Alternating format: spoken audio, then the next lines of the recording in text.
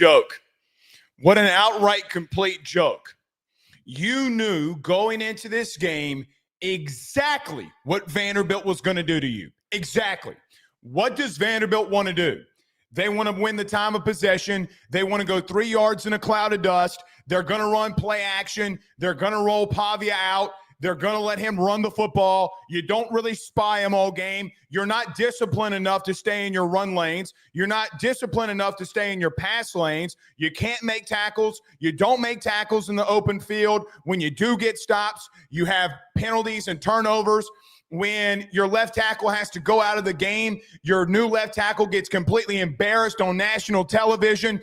Then you have situations where 2 weeks ago I asked Brian Kelly, why are you rotating so much at wide receiver when you're gaining momentum and then you got to call timeouts? Now, that doesn't end the game for you. You're still down by 3 points if you score a touchdown, but completely throws a drive away. You are not a well-coached football team.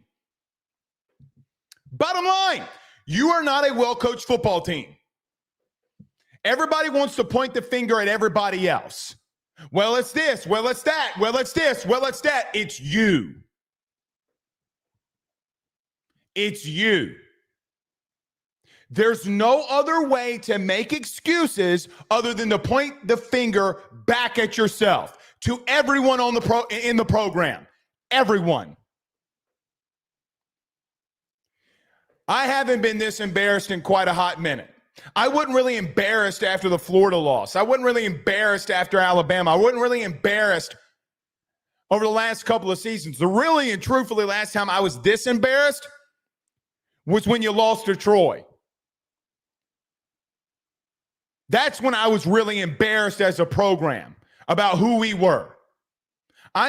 Is Vanderbilt a good team?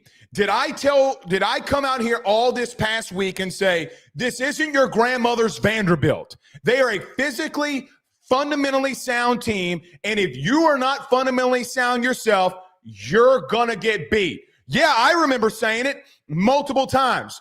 And what did you not do? Fundamentally speaking, you could not contain. You continue to play me ball, all about me. Instead of doing your jobs, not knowing your assignments, being out of alignment, and you lost to guys, the better team. It's quite simple. They are better than you. Do they have more talent than you? No. They don't. Guys, there's not a first-round pick on that Vanderbilt team. Not one. They are not more talented than you. They're a better team. Coming out of a bye week, you knew that they were going to have things schemed up to punch you in the mouth. On Thursday, I came out here and said, hey, listen, there are going to be things that they're going to scheme up that you haven't seen, and you're going to have to absorb it. Can you respond from it? No, you couldn't. You gave up 31 points. Probably should have been 38. It's a joke. Your season pretty much on the line, and that's how you look and you respond. It's not what LSU football is made of. You went out there and spent a shitload of money. A massive amounts of money. To do what? Have 2 losses before the month of November. Guys, I don't know if you can beat A&M. I don't know if you can beat Bama. Be honest with you, I don't know if you can go on the road and beat Oklahoma for what it's worth. I simply don't. We'll talk about the entire game. We'll break it all down. Everyone do us a favor. Hit the like and share. Share to all those groups if you're on Facebook, to all those social media pages. You're watching us, listening to us on YouTube. Like, subscribe, notification bell, wherever you listen to podcasts. Rate, review, and subscribe. We'll take some live call-ins. If you want to get involved in the show, you can become a member of the YouTube channel. You can send in super chats. We'll get to those. We'll take live phone calls at the end. The breakdown won't be long because you only had 8 possessions. wait, wasn't there somebody on Thursday who came out here and said, hey, if there's 10 possessions or less, LSU loses, and they lose by double digits? Yes, ding, ding, ding. So we'll get to all of it. Every AYS postgame show is brought to you by our good friends over at FanDuel. Every show is brought to you by our good friends over at FanDuel. Download the FD Sportsbook app today. I stayed away from the LSU game. Didn't bet it. Didn't trust it. But there are other games that will be going on. Georgia and Ole Miss play. Alabama and Tennessee play tonight. A lot of good games. If you want to go place those bets, go do it over at FanDuel. The odds are still out there. I think Georgia's now a 6.5-point favorite over Ole Miss. So go in there, and if you want to bet it, you can. But we're greatly proud and honored to be partners with our good friends over at FanDuel, and every show is brought to you by our good friends over at FanDuel. All right. There's currently 7,153 of you in here. I need all 7,000 of you to hit the like and share. This is a joke. An outright joke. I appreciate David Madden and GOAT becoming members of the YouTube channel. On Thursday, we had 20. I greatly appreciate that from all of you. Thank you so much for becoming members of the YouTube channel. I greatly, greatly appreciate it. Let's roll into it. Everyone hit the like and share. Before we get rolling, on Thursday, I came out here and said, you cannot play behind. And whatever you do, you just got to go get points in the first drive. And I thought coming into the game, getting a field goal, all right, great. Sounds good.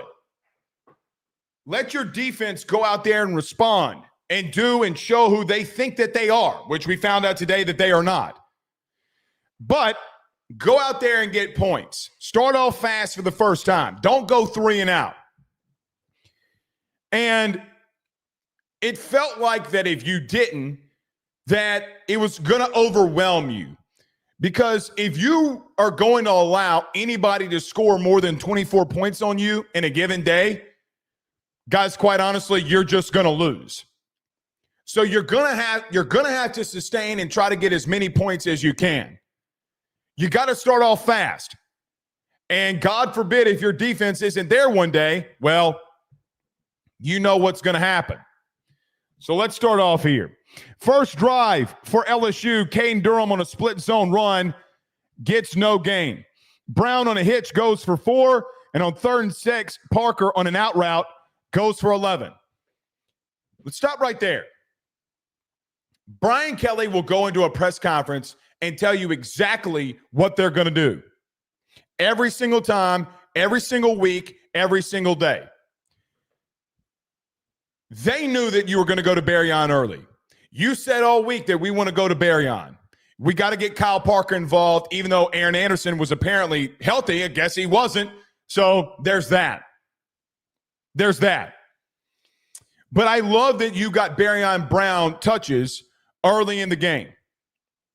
Their boundary, which, by the way, you didn't attack well enough. You kept running stupid freaking screens where you got Bauer Sharp, who, by the way, guys, I hate to say this, Bauer Sharp should not be on the football field. I'm sorry to say that. He shouldn't. He keeps missing assignments.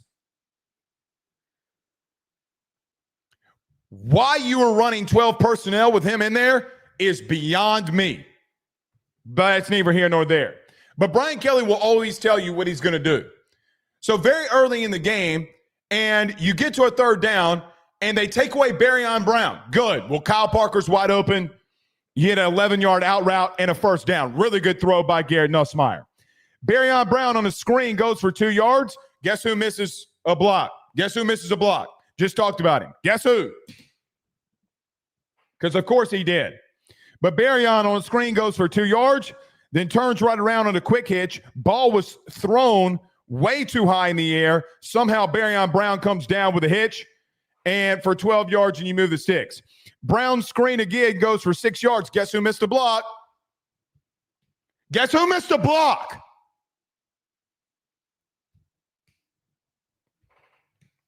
Yeah, I'm going to be pretty pissed off during this episode, so you better buckle in. But I do like that you're getting Berryon Brown touches on the boundary. Split zone for Caden Durham goes for 3, which would lead a 3rd and 1 for the Tigers. Harlem Berry enters the game after Caden Durham is nicked up and on a dive goes for 9 yards. Quick question. Why did you go away from Harlem Berry running the football? Boy, that's going to be a topic of discussion today. But a really, really, really good run by the 5-star true freshman running back in Harlem Berry. And you're 2 for 2 on 3rd downs so far early in the game. Nussmeier drops back to pass. Everyone is covered. He gets sacked for -3. Guys, here's the thing. I don't mind Garrett getting sacked. I'm glad he didn't make the bad decision. Garrett played good today. I don't think he played great. I thought he played really good. I don't mind you taking sacks and fighting to live another day. Now, in the past, your quarterback would have thrown the ball in the double and a triple coverage and it would have gotten picked. Take the sack. Live to fight another day. Everybody's covered. They got one on you. Who gives a shit? Move on to the next play. He takes the sack, but the sack is only for a negative amount of 3 yards. Good. Okay, you're going to have that, guys. So you can blame whoever you want. Say whatever you want to say on it, but it is what it is. It didn't lead you to losing the football game on that sack currently. But I don't mind it. It's a coverage sack. Those are going to happen. Now, there is one thing I got to give on Garrett on. Cole Kublik posted the sack on Twitter. Garrett has a wide open lane to run the football, and he takes way too long to process and to run what could have been a 1st down. He missed, and that's just not him. It's just not him. And we're going to have to oblige that it's not him. But you literally during the drive, Cole Kublik goes on Twitter and posts it. It's like, yeah, I mean, it's a coverage sack, but you got to be in a situation there. If you're Garrett, you got to run. So I don't mind a coverage sack happening. The problem is that instantly throughout the game, your quarterback should have stood up in the pocket and ran the football for a 1st down. He doesn't, but it is what it is. Thomas on a hitch route, he gets dropped, which leads to a 3rd and 13, and we call a timeout.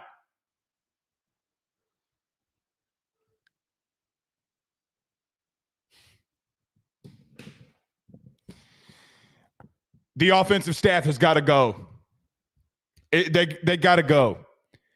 2 weeks ago, I went to a press conference. A lot of you know me. No, I don't go to in-season press conferences. I just don't. I don't think that anything – I really don't think coaches, even if you ask them tough questions, are going to really give you anything. I just don't. I think Brian Kelly's too seasoned to fall for your trap. He probably will today in a postgame, but I'm never able to do postgame questions to him. I hate, I loathe, I absolutely despise how much we're rotating. You get a rotation, you're driving. You get sacked, it is what it is. Then you start rotating guys in and out. And you wait so long to get guys into the game that it forces Garrett to call a timeout. Guys, I'm sorry. Cortez has got to the situation with Cortez Hankton has got to be changed on these rotations. Unless a player is asking you to come out of the game because he's hurt or whatever the circumstance, don't rotate unless you're trying to go to a different personnel. Say you're trying to go to 12 personnel. Sounds good. Stop the rotations. The only rotation that should be handled is if Frank wants to bring guys in and out from a running back position, fine. Stick with the people who are on the freaking field.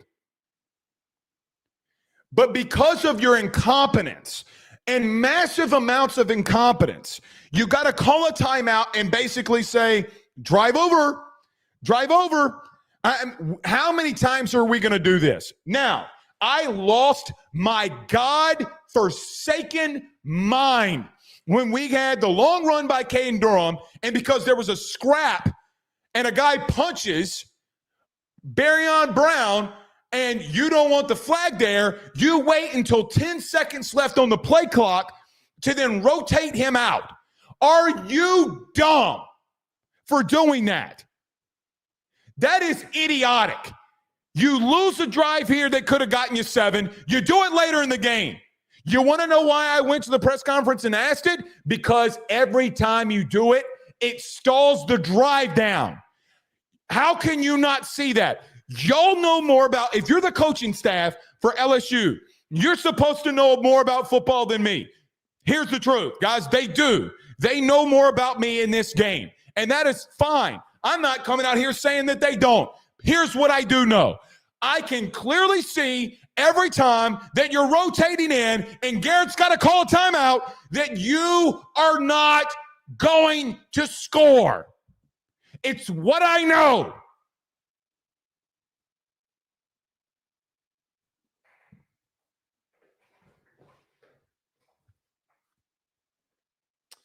You would get a field goal here. But every single time that something doesn't completely go your way, you freak out. You panic.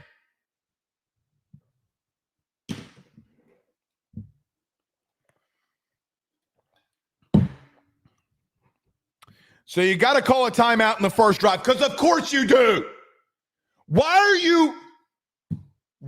are you having to call a timeout on the first drive of the game?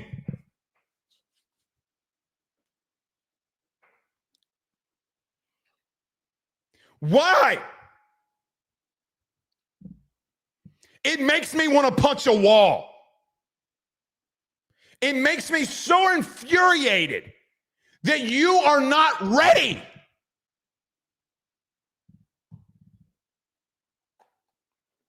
So what? Your quarterback got sacked for -3. So what? Live to fight another down. Stop trying to be so cute. You try to overthink the room and you dump the room down.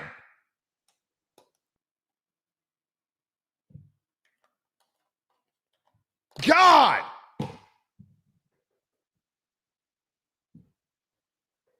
But it's why I asked him. And nothing's changed. Better change now. 3rd and 13. Garrett Nussmeier throws a quick hitch to Trey'Dez Green. Not remotely close to the first down marker. It's behind him. Almost gets picked. And you lead to a field goal. You're up 3-0. Not the worst thing that could have happened. At least you got a field goal. Great. You finally scored points on an opening drive.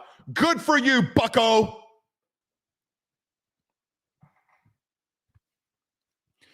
Good Lord.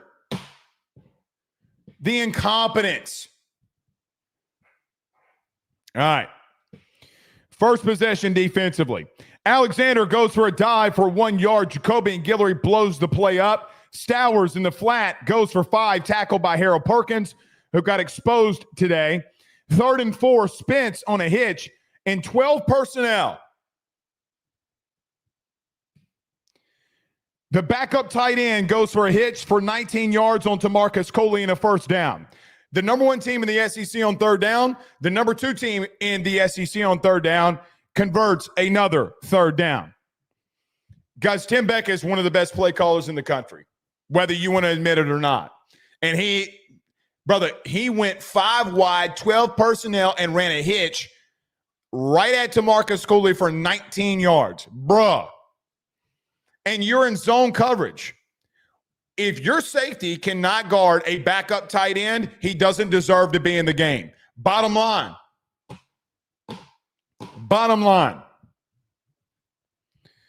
But they convert for a first down.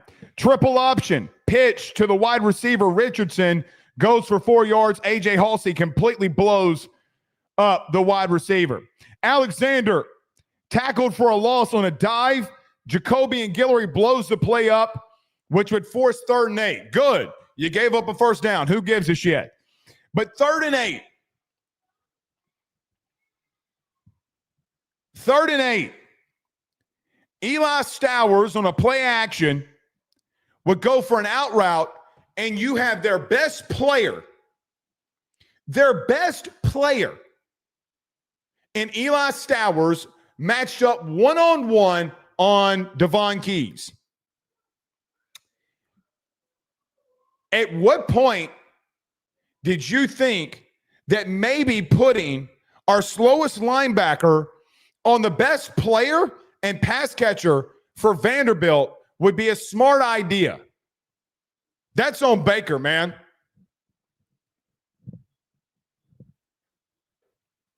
That's on Baker. Did you not think that they were going to attack 42 there? So you go man coverage. It's a dumb play call, man. It's a dumb play call. You go to a situation where that you have Keys lined up on their best player. Why? 3rd and 8.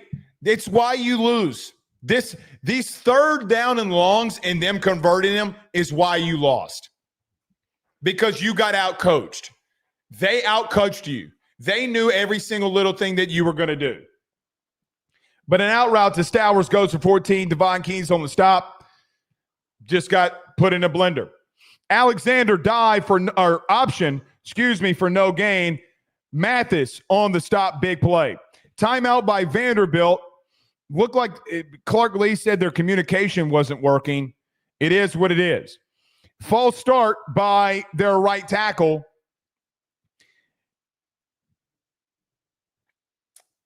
And this is where you should have converted.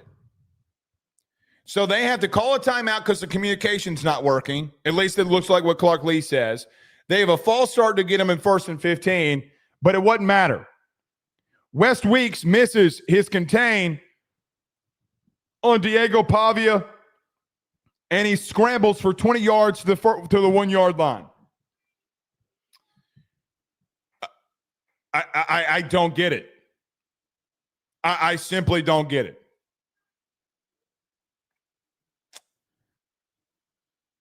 You put Devon Keys on their best player, then the very next play that's run, damn near, you call a zone coverage where Weeks completely blows this assignment. Pavia steps up in the pocket and scrambles and goes for 20. It's unacceptable.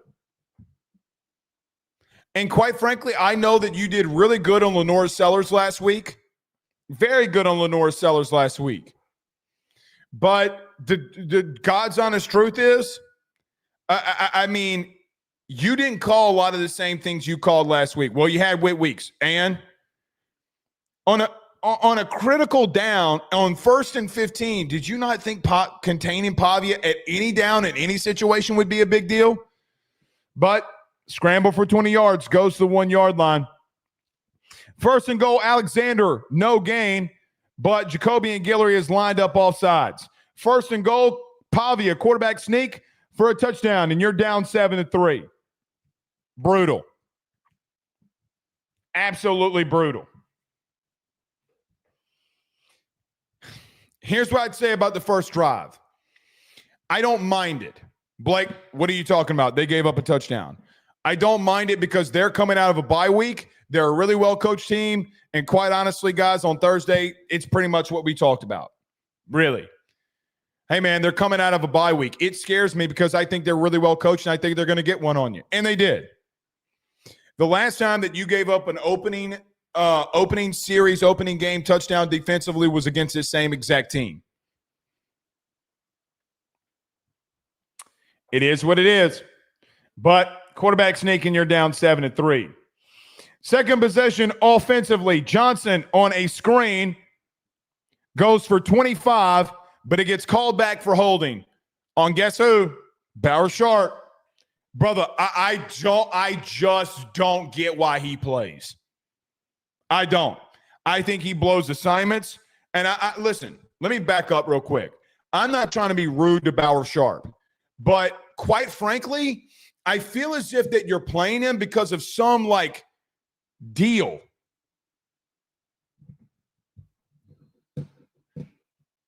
Guys, stand by. Stand by.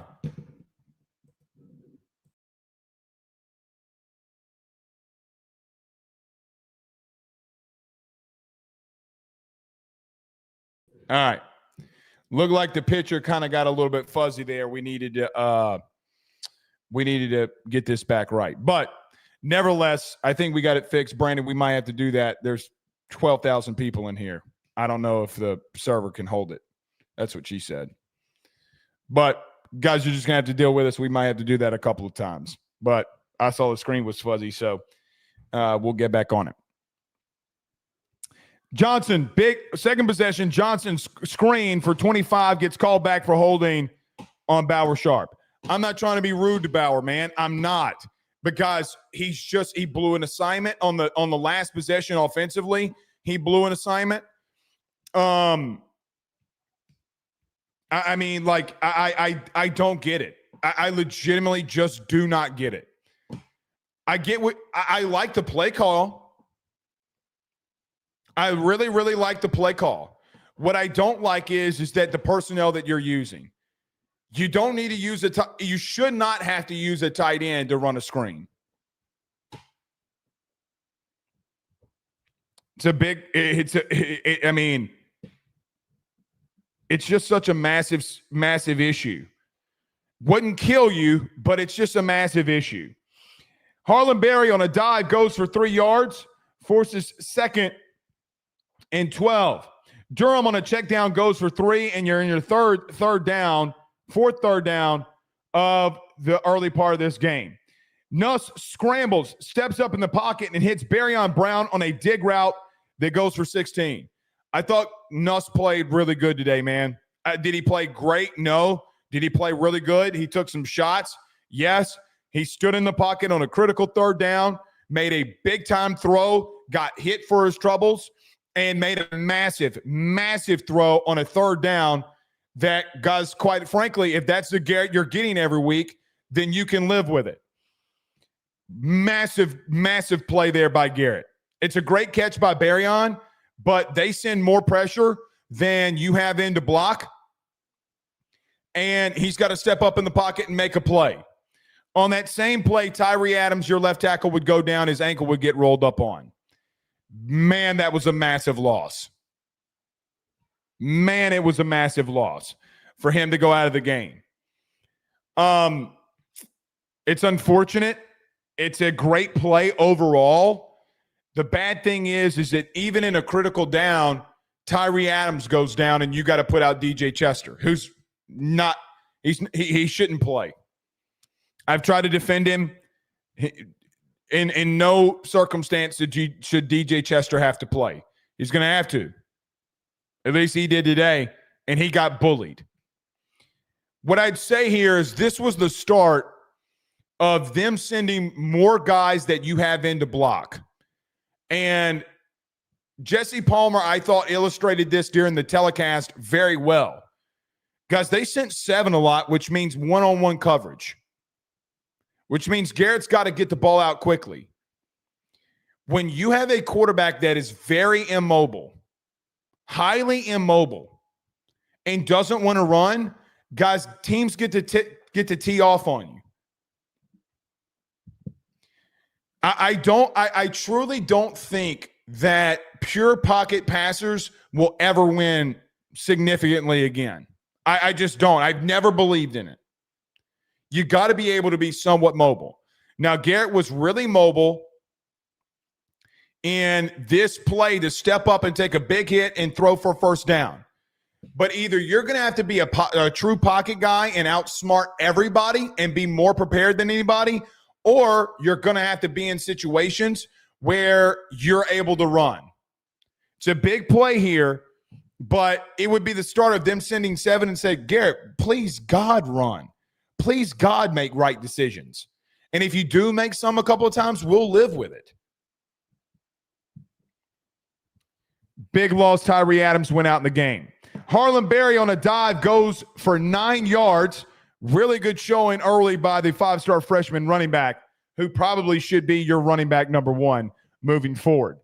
Fade route to Barryon Brown. A PI gets called on Vanderbilt. I missed this earlier on the first drive. Barryon was lined up on a safety, and Nuss missed it. He threw it behind Trey'Dez Green. He missed a touchdown. He missed 2 touchdowns today. The fade route to Parker and the fade route to Barryon Brown. But fade route on 2nd and 1, and Vandy gets called for a pass interference, and it's a first down. Harlem Berry on a dive run for 1 yard, lines up again, and they run a split zone for 10 yards and another first down. Harlem Berry had a fantastic day. That would be the end of the first quarter. Play action. Xavier Thomas, so into the first quarter. So you had a couple of really, really big runs and a PI to Barryon Brown. You end the first quarter and you come into the second. And it was a really, really good play call by Joe Sloan. Xavier Thomas to start the second quarter gets motioned back in the backfield. And everybody knows what you're going to run when Xavier Thomas gets motioned into the backfield. You go play action, fake screen left, deep drag over the middle to Trey'Dez Green for a touchdown. You're up 10-7. Gus, I wish that I had the ability in week 3 and week 4 during the week. I should have had this clip saved. That how many times I talked about, listen, at what point are you going to hit and you're going to run Xavier Thomas in the backfield and hit a play action drag to Trey'Dez Green?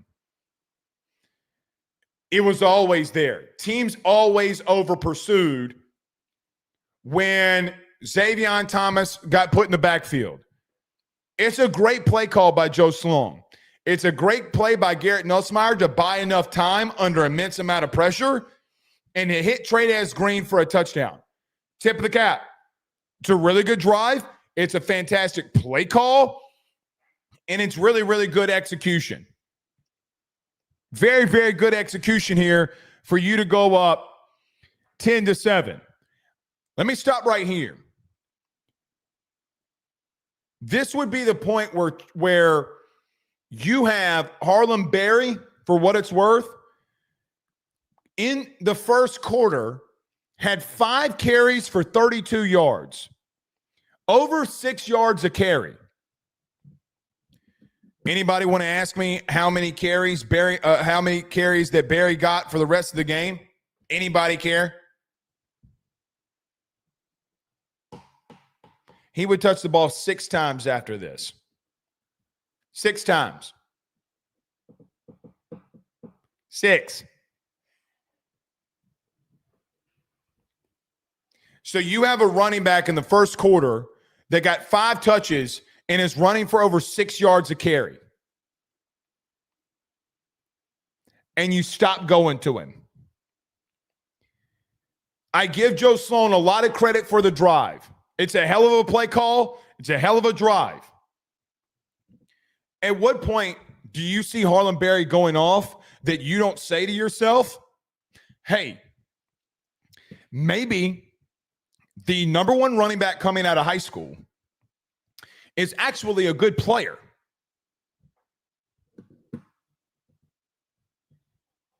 At what point?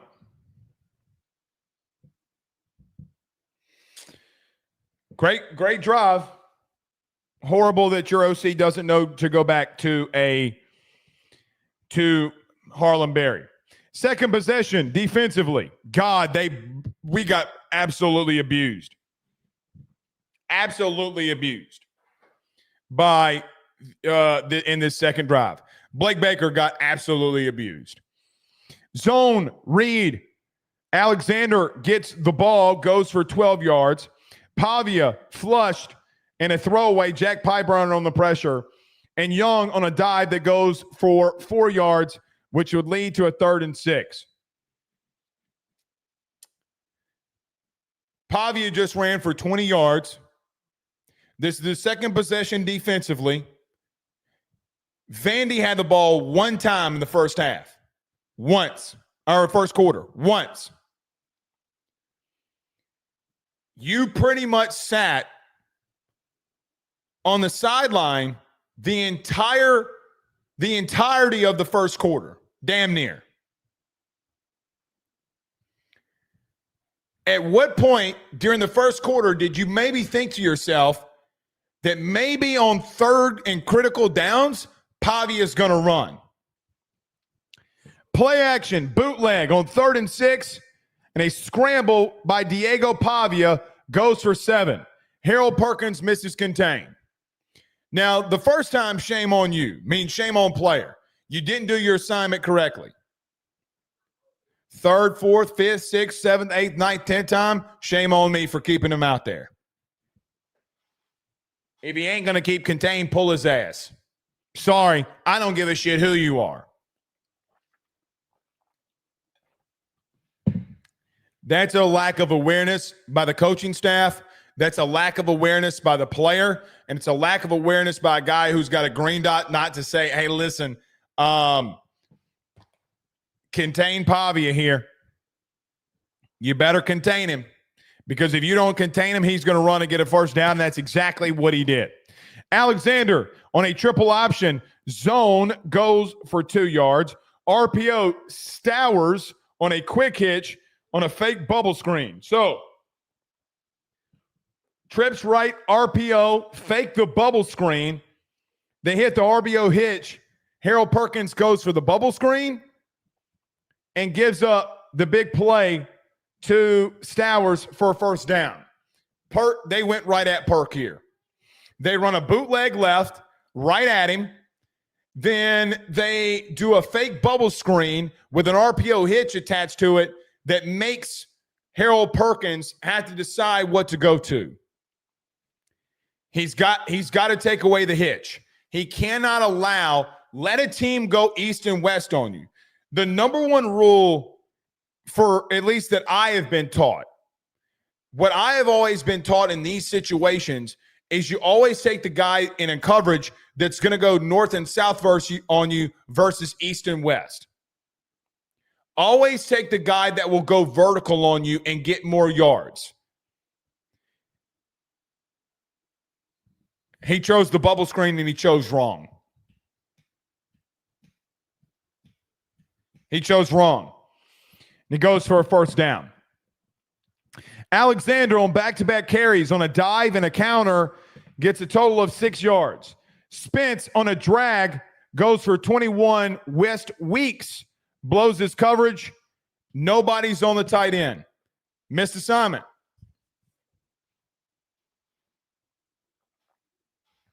Blown missed assignment.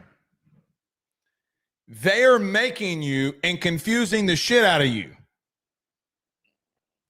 by bubble screens, RPO hitches, and drag routes to the tight end. How did your senior linebacker not know that he's got the inline of scrimmage inline of scrimmage tight end? How? They went pistol, 12 base right, play action. Who's got the drag guy? It looks like it's West Weeks. Let's go back on the film and see who it is. Maybe it's not him. Maybe it's Tamarcus Cooley. Somebody blew their coverage, but it's either one of those two. Blown coverage. 21-yard conversion. Newberry on an outside zone gets tackled for no gain. Tamarcus Cooley on the stop, forces 2nd and goal. Speed option left. Diego Pavia fakes the pitch, gets tackled after 3 yards. AJ Halsey literally on this blows him up. 3rd and goal from the 1 yard line. Pavia sneak goes for no gain. That would line up for a 4th and goal. So they can't get a sneak, and you force a 4th and goal. For the first time in the game, you had stopped them on a 3rd down conversion from the 1 yard line. You got to know that they're coming right at you. They're not going to get cute. They don't get cute. Vandy on 4th and goal. Alexander on a dive, gets hit at the goal line, spins off, and gets a score, and you're down 14-10. You got abused. They went right at Perkins. They went right at Harold and said, listen, we think that there's absolutely no way, 0% chance that Harold Perkins is going to make the right decisions on us here. There's no way. He didn't, and he got exposed. And quite frankly,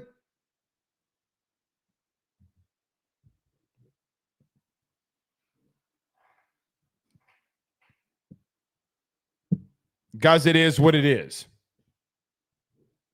I mean, it is what it is. You got exposed. They out-schemed you. They outplayed you.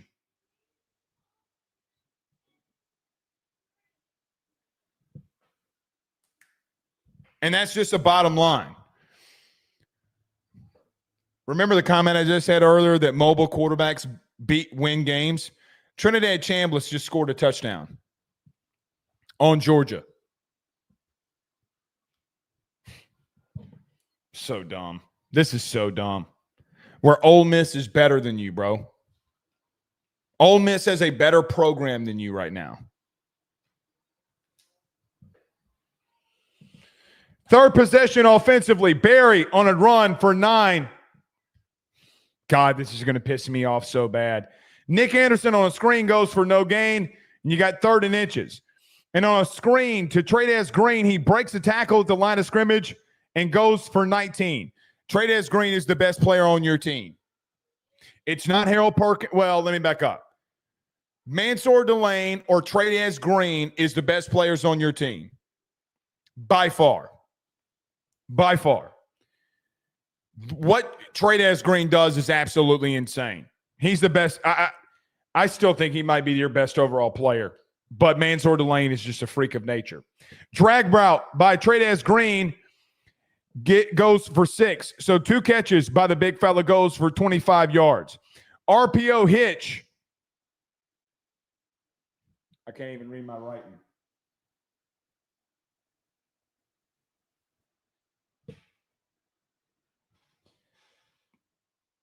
Oh, okay. Green on an RPO hitch goes for 10 yards and a first down, but DJ Chester is called for an illegal procedure not being up close to the line of scrimmage. Brutal. Brutal. You get a massive play by Trey'Dez Green, 3 straight massive plays by Trey'Dez Green, and you're in a situation where your new left tackle, which, I mean, it's his fault technically, but guys, he's never played there, and he's not a left tackle. That completely sucks. Completely sucks. Barry on a counter run, slips down, goes for 2 yards, forces a 3rd and 8. Nuss is hit in the pocket, throws it to Nick Anderson, up for grabs in a wobble, and it forces a 52-yard field goal. Let me stop right here. Why the fuck are we lining up for a 52-yard field goal with this dude as our kicker? I don't think Damian Ramos is a bad kicker. I don't. I legitimately don't think he's a bad kicker. He's not good. He's not good in the sense of when you ask him to get a 50-plus yard field goal, he's not going to convert it. He never really has, and he never will. You have a guy on the sideline named Aaron Burrell. I've personally been at a practice where Aaron Burrell has lined up for a 55 and then a 60-yard field goal and hit it in practice. I've seen it with my own eyes. Don't tell me that he can't do it. Damian Ramos in his career is 2 for 6 on field goals longer than 50 yards. Either one of 2 things had to happen here. Number 1, you probably should have pooch punted it and got them back into and pinned them back into their own end zone. That is personally what I would have done. But it doesn't matter what Blake Ruffino would have done because Brian Kelly lines up for a 52-yard field goal. Got to be honest, it's a dumb decision. It is a very dumb decision. I don't know what BK has to see from Damian Ramos or specifically Aaron Burrell to show him that he is, guys, your best kicker is on the sidelines for field goals. Aaron Burrell is a better kicker than Damian Ramos. I'm sorry, but he is. I don't want to hear anything else. Will Aaron Burrell have his moments as a young player? Yes, but he gives me the best chance if I'm going to kick a 52-yard field goal. Either Aaron Burrell needs to kick that son of a bitch, or you need to be in a situation where you're punting it and trying to pin them on their own 2-yard line, 1-yard line. Because you're giving them the ball an outstanding field position. Because when you give this, by the way, it also shows like the lack of flow and understanding of what the game and how the game's going. You have legitimately on 2 drives have given up 2 touchdowns. At some point, you got to say to yourself mentally, listen, man, if they're going to score on us, let's make them go 90 yards. For anything, let's make them go 80, even if it's a touchback. You're giving them the ball from 60 yards out, guys. It's not going to be beneficial to you. Now, I understand, and I understand the argument can be made, well, there's only 2 minutes left on the clock. And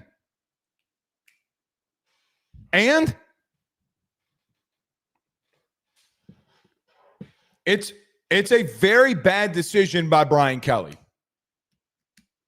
Very bad decision. I don't know what he's doing.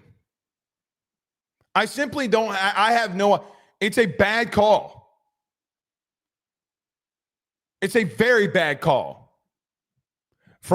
I haven't seen any of your chat of the chat.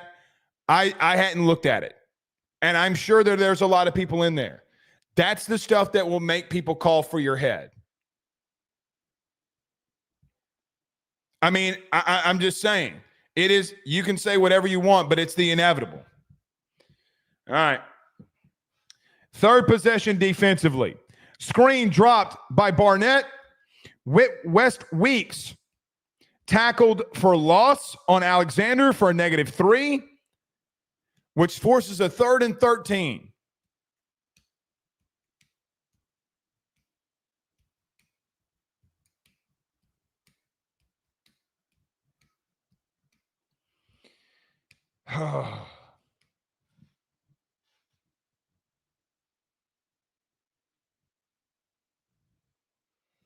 On 3rd and 13, Pavia play action.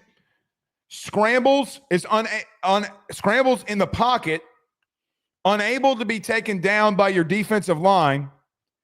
Rolls left and hits at a wide open Alexander for 12 yards. Undisciplined football, man. They line up for it on 4th and 1, and Weeks comes down with a sack. So listen, you got bailed out. I don't think that you should have kicked the ball. I mean, the field goal. I think you should have punted.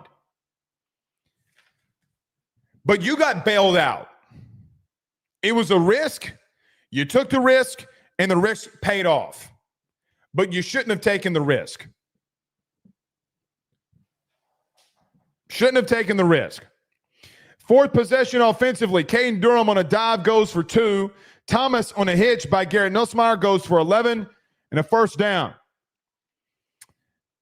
Caden Durham on a dive goes for -1. Look, I don't know. I couldn't tell who missed the block there. And then LSU calls the timeout to preserve clock. LSU comes out of the timeout and runs a dive. Excuse me. Kane Durham on a dive goes for -1 LSU timeout. Kane Durham on a run goes for 3. And then an inside, you call a timeout here.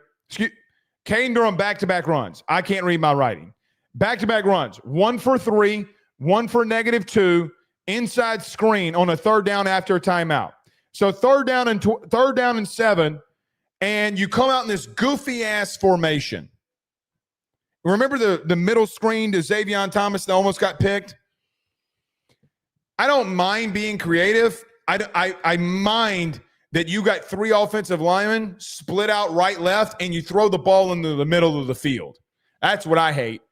You had 3 offensive linemen in the middle of the field. So y'all know what y'all watch the game. You know which one I'm talking about.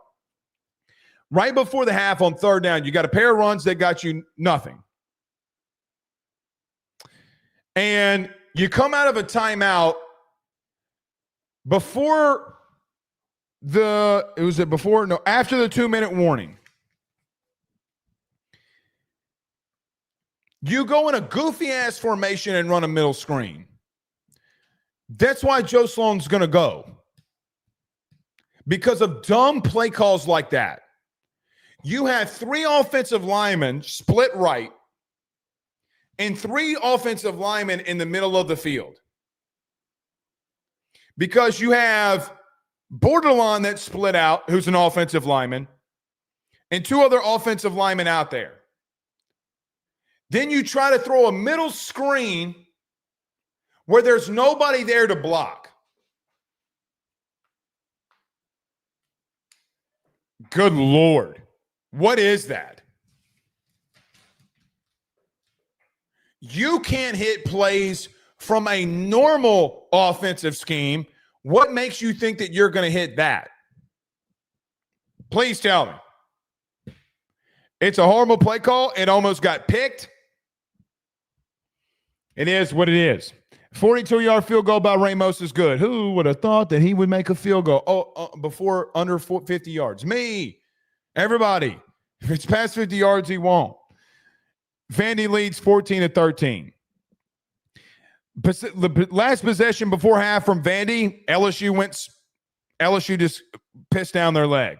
Sherrill on a fade route on PJ Woodland goes for 25. Hitch on the opposite side to Mansour Delane is broken up. That dude's so good, man. Mansour Delane is so good. Hoskins on a wheel route. Linebacker Keys not in coverage, and it goes for 16. Why do you have a linebacker on a slot receiver? Can somebody please explain that to me? Please tell me how. Somebody please tell me. Oh, but it's another first down. You're just giving them yardage to get in field goal range. Pavia scrambles and is pressured by Jack Pyburn, and the pass is thrown away. Pavia on a scramble on 2nd and 10 goes for 9 yards. I don't know why we can't bring this guy down, man. I don't know why we didn't focus on contain all week. So dumb. 3rd and 1, Pavia is incomplete, and they line up for a 46-yard field goal, which is good. And Vandy ultimately, after a squibbed kick after the field goal, Vandy would go into the half up 17-13. So going into halftime, look, defensively, you just got put in a blender. Blake Baker did not have an answer. He got completely outcoached and out-schemed. I don't think he really knew what he was doing in the first half, and Tim Beck ate his lunch. You got outcoached. You got outcoached, and you got out-schemed, and you got out-personneled. They're not more talented than you. They out-schemed you. I mean, let's just call it what it is. They out-schemed you. They went into a bye week and knew exactly what you were going to do and bent you over and smacked your ass. Down 17-13. It felt a lot worse than that to me, to be honest with you. A lot worse. But it's only a 4-point game coming into half. Vandy gets the football coming out of halftime, and they would absolutely expose you. I thought going into halftime that, man, okay, listen. You'll go in here, you'll make some adjustments, and I don't know. I thought you would just make adjustments, but you didn't. Power run to Alexander goes for 8. Jack Pyburn is hurt on the play. Richardson jet sweep goes for 12. 2 runs to come out of the second half, go for 20 yards. Play action, fade is incomplete down the left sideline. DJ Pickett is in coverage. So they already come out and they're punching you right in the mouth. I mean, run, dive, or power for big run, jet sweep for big run. They run a jet sweep, play action, power, fade route. It's just what great offensive coordinators do, man. God, that's beautiful play calling. Spitz on a hitch goes for 8 yards. You had no answer for their backup tight end. 3rd and 2, a power option right, and Young goes for 28. Linebackers and safeties getting completely exposed. Completely exposed. Brian Kelly said on Thursday that he told his team it's like playing Navy. Yeah, it is. With better athletes.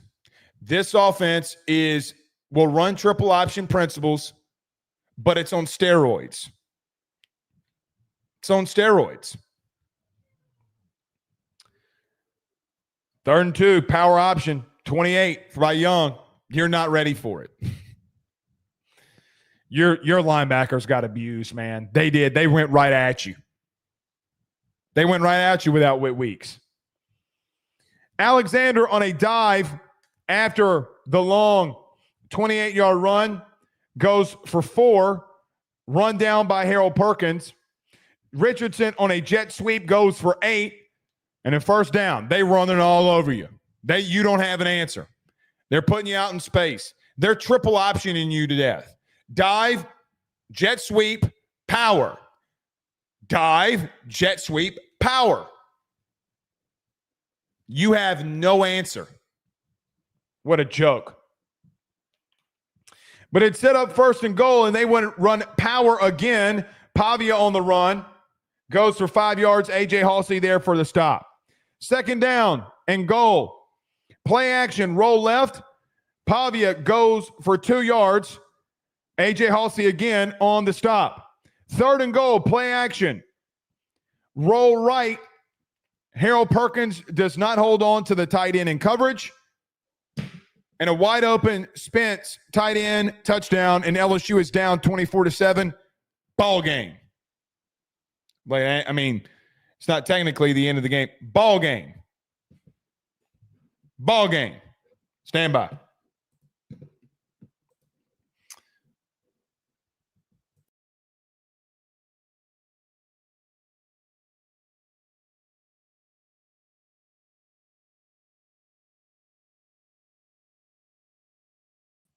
Ball game.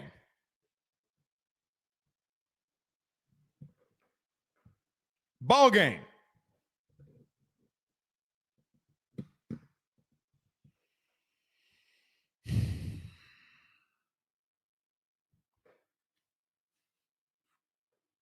You got out coached and out schemed, man. Stand by one more time. Let me try to refresh this. Hold on.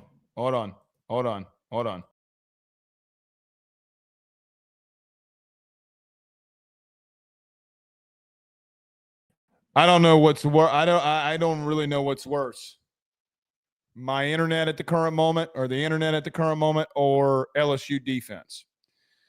Let's talk about this drive coming out of half. You made no adjustments. You made 0 adjustments. They ran power, they ran jet sweep, and they ran play action bootleg left, play action bootleg right, and power option.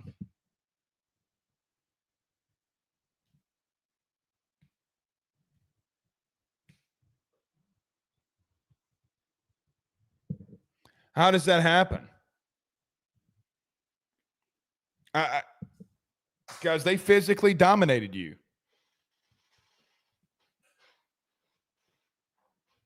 They physically dominated you on that drive. Oh, guys, that's ball game, because you were never ever going to get above 24 points. Ever. You can't. Offensively, you just can't. I mean, this is the ball game. Fifth possession offensively. You would fire back, and the offense, I got to give them credit. The offense would fire back and make this a ball game. Green goes in the flat for 11 yards. Barry on a dive for no gain. Aaron Anderson, deep drag, goes for 18, and we see Aaron Anderson for the first time the day. Barry on a fade route falls incomplete. So you got some really good gains. You got two passes here to start it off for 29 yards. Xavier Thomas on a Nussmeier scramble left, gets hit in the flat, breaks a tackle down the far left sideline, and goes for a touchdown. Really good play to get you back in this. Playmakers make plays. I thought Nuss scrambling when he had no time, taking a shot while he's rolling left, hitting Xavier Thomas, just give him the ball and let a playmaker go make a play. Really good play by Garrett. He got obliterated on a hit. And Xavier Thomas broke a tackle, made a man miss, and was off to the races for 56 yards and a score. Beautiful stuff, man. You're down 24-21 because after that, Green would go in on for a slant for a conversion, and you're down 24-21. Beautiful stuff here, man. I mean, listen, you get Green to the flat, you got to run for no gain, no big deal. You get Aaron Anderson involved, deep drag for 18, and you go for a first down. You throw a fade route shot to Barryon Brown that I have written right here, PI question mark. It probably should have been a PI, but is not. I don't mind the shot at all. You got to go for broke here. You got to come out swinging, and you do. Xavier Thomas on a broken play, breaks a tackle, makes a man miss, goes 56 yards for a score. Great. Absolutely beautiful. You got to go for two. You do go for two, and you have a great play call to your best player offensively, Trey'Dez Green. Great stuff. Absolutely great stuff.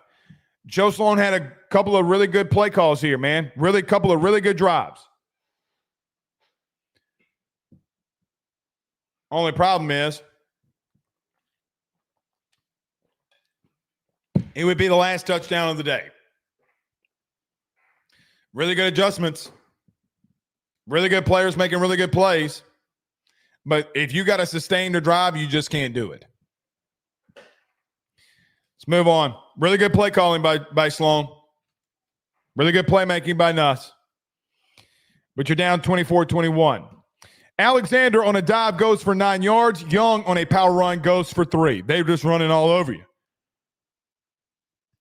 They're lining up and punching you in the mouth, and you have absolutely nothing that you can do. Young on a dive goes for no gain.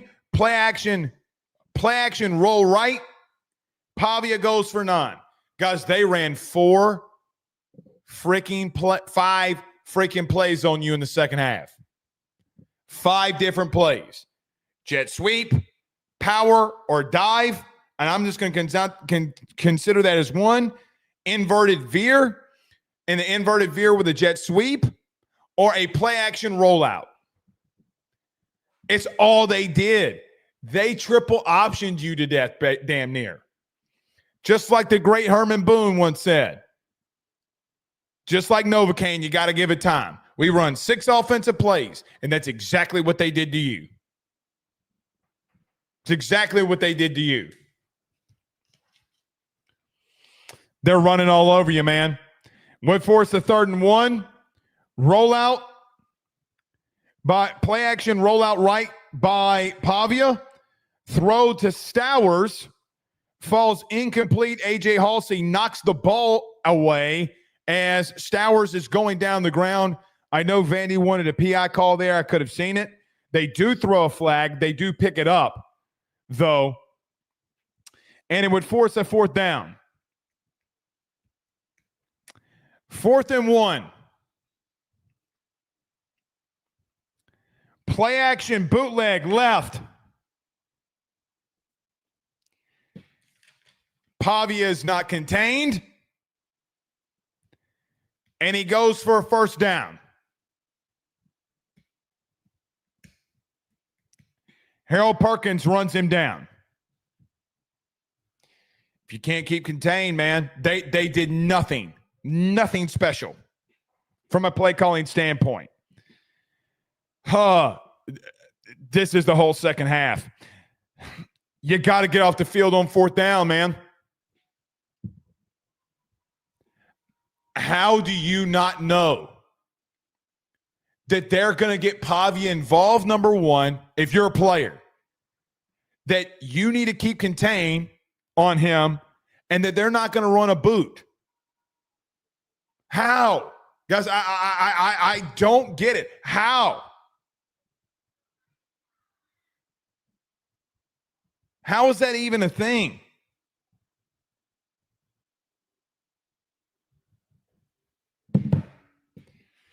But they get a first down. Newberry on a power goes for 2 yards. Vandy would commit a false start, and they run a fade route. An inside slot fade. Deshaun Spears is called for the pass interference. Young on a dive goes for 6. RPO hitch to Sherrill goes for 5. And then Pavia would sit back in the pocket on a play action boot, would step up and reverse, go back into the pocket, and go 21 yards in for a score.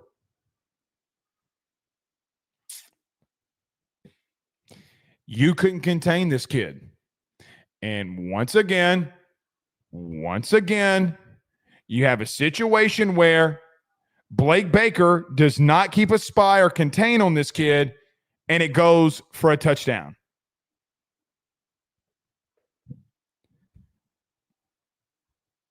What are we doing? What are we doing?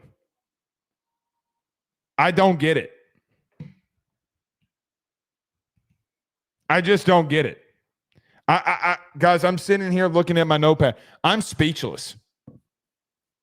I am utterly speechless. I have no idea. I don't know. I mean, look, they went after Harold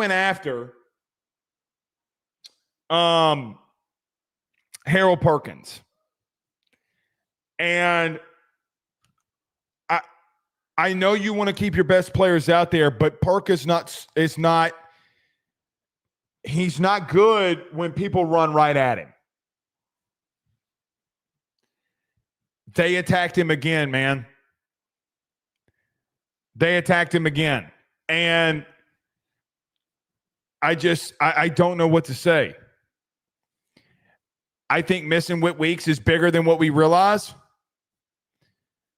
because maybe he would have done a better job of I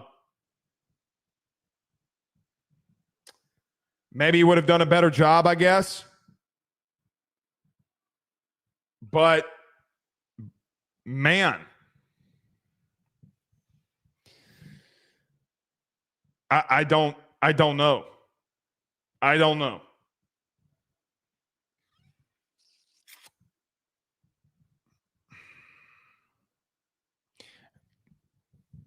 We'll move on. I have no words. I have no words. I want to say something that's classy and inspirational, but I can't. I just can't, because it gets to a point where it's Blake's kryptonite. It's Baker's kryptonite. And you can't blame the players, man. You can't blame the players, because you went out and spent an ungodly amount of money for your players. If Perk is not going to keep contained, or if he doesn't know how to keep contained, take him out. Take him out.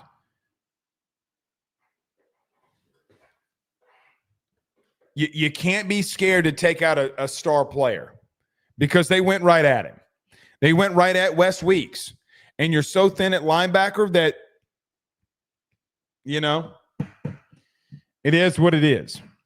6 possession offensively. Barry cuts an outside run for 5 yards, and it would end the third quarter. Green on a hitch goes for 13. Really good play by Trey'Dez Green yet again. Caden Durham on a run, inside zone run for 4 yards. Really good and tough run by Caden Durham. Hitch to Barryon Brown gets dropped. I guess you could say bad throw, but bad throw, drop, whatever you want to call it. And a 3rd and 6.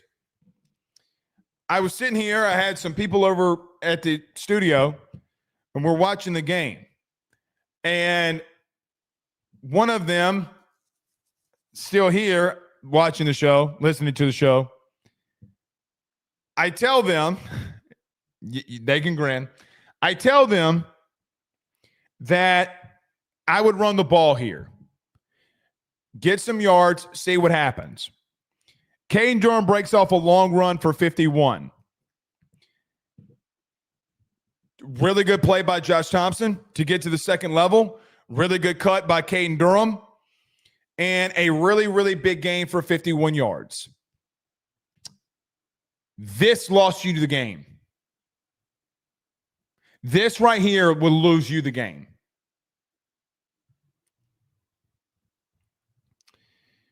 After you got the 51-yard run, everything from this point forward would fall flat on its face. Because 3rd and 6, you run the football, good. Go get some yards. At worst, you line up for a 4th down. You got to go for it anyway. Might as well make it more manageable if you got to go for it any damn way. And then you break off a 51-yard long run. Great. You at the 1-yard line or 2-yard line, you can be in a situation where you got all 4 downs to convert it because you're down 10. And you line right back up and you run the ball for 1 yard. And after you have 2 runs for 52 yards, one of Vandy's players shoves Barryon Brown and they get in a little bit of a scuffle. Refs break it up. It's all good. And then arguably one of the worst coaching decisions I've seen in a long time then occurs. Cortez Hankton then rotates a plethora amount of receivers in and out of the game because of what was happening between Barryon and what looked like Jordan Matthews, the Baton Rouge native. No flags are thrown. You are in the most critical point in time of the game. And you rotated in and out because of what you thought was going on with 10 seconds left to go on the clock. No way you can run a play now because you're running guys in and out. You're running Chris Hilton for Barryon Brown because of the scuffle, and you got 10 seconds left on the play clock. Why? 2 weeks ago, I went to a press conference. And in that press conference, I basically ask and call out Brian Kelly and say, listen, every single time that you're actually doing something on offense and moving the football, why are you rotating so much personnel in and out? And he says, well, you see, it kind of got reduced at Ole Miss. No, it didn't. No, it did not. And we've been trying to stay in the flow of the game. Guys, it's a massive issue, and it's been a massive issue.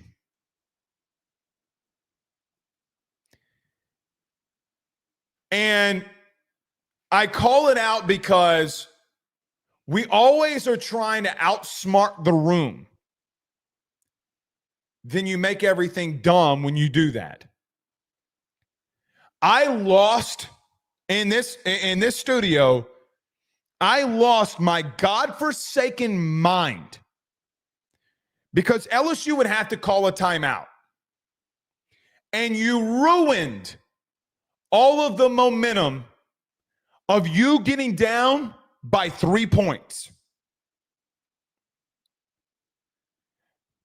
Guys, let me tell you what happens. Joe Sloan calls the plays. Alex Atkins is there to advise in the run game and has pretty much been calling plays from a run game perspective and giving suggestions to Joe Sloan since the Ole Miss loss. Just to let you know everything that's been happening behind the scenes.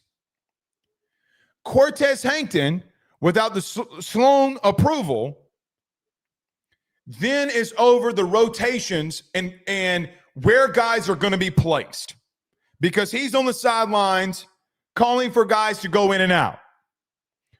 So what? Barryon Brown got in a little scuffle. No flags are thrown. At worst, they call it only on you, but they don't. He didn't initiate it. He's just standing there defending himself. And you call for him to be out of the game and then go a complete platoon swap with Barryon Brown, Kyle Parker, Chris Hilton, and Aaron Anderson with 10 seconds left to go on the play clock.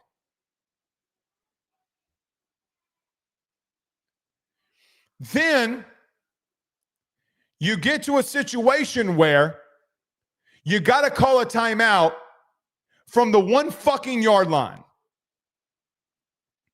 That in and of itself, to me, is an offense. You don't know what you're doing, brother. You're done with this rotation. Who's on the field is on the field. It has killed you since the Clemson game. It killed you last year. Cortez Hankton is over the rotation, and he doesn't know what he's doing. He has no idea.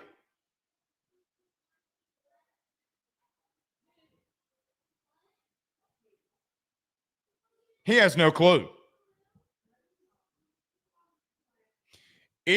Guys, this is bad. It's been bad. Stay with the guys that are on the field.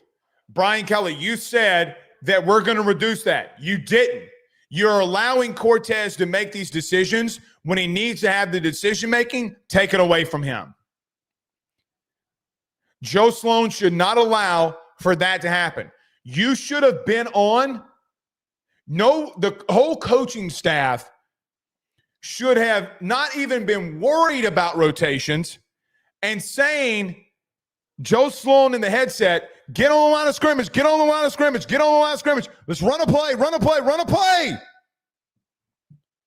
Get the 1 yard and go and score. You're in the fourth quarter with no sense of urgency, down 10.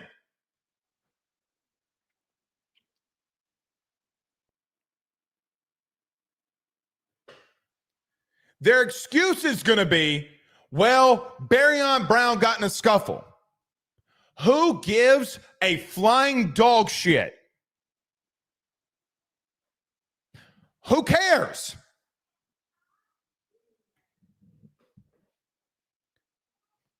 Guys, it's a fireable offense.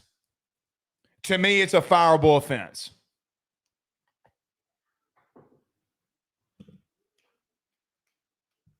It cannot happen. You continue to find and innovate ways for you to blow it offensively. You're blowing it offensively. You kill all fucking momentum when you got to call a timeout. It is, I don't know.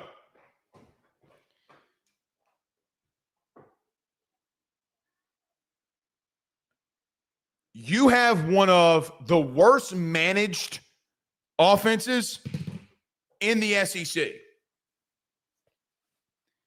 I think that you are one of the worst coached offenses in the SEC. You're halfway through a season and you haven't scored 30-plus points on a P4 opponent. You're not good. You're not good at all. And because you think that your head coach is going to get mad that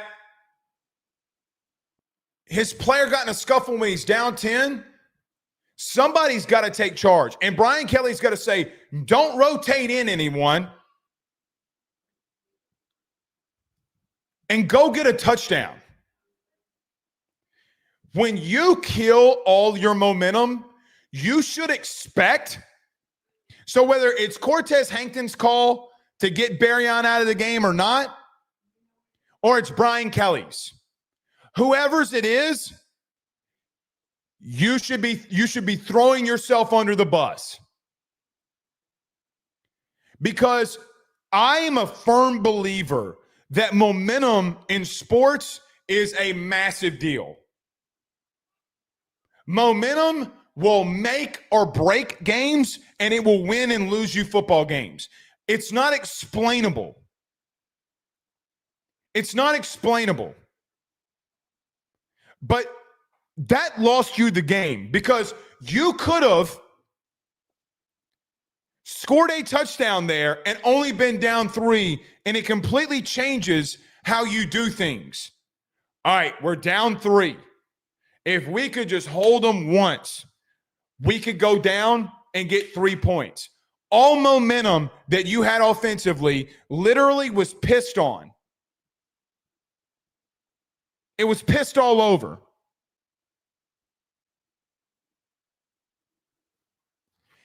It's some of the worst management I've ever seen in my life.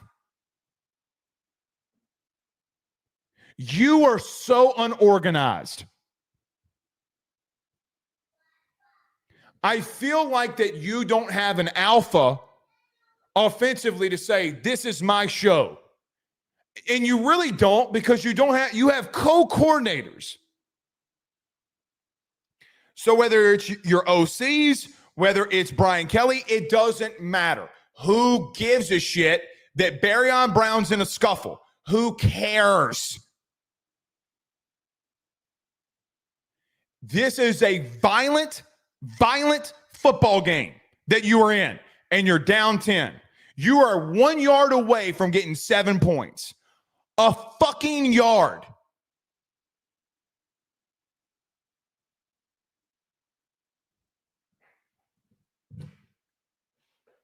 Want to know why people call for your heads in coaching? That's why. That's why.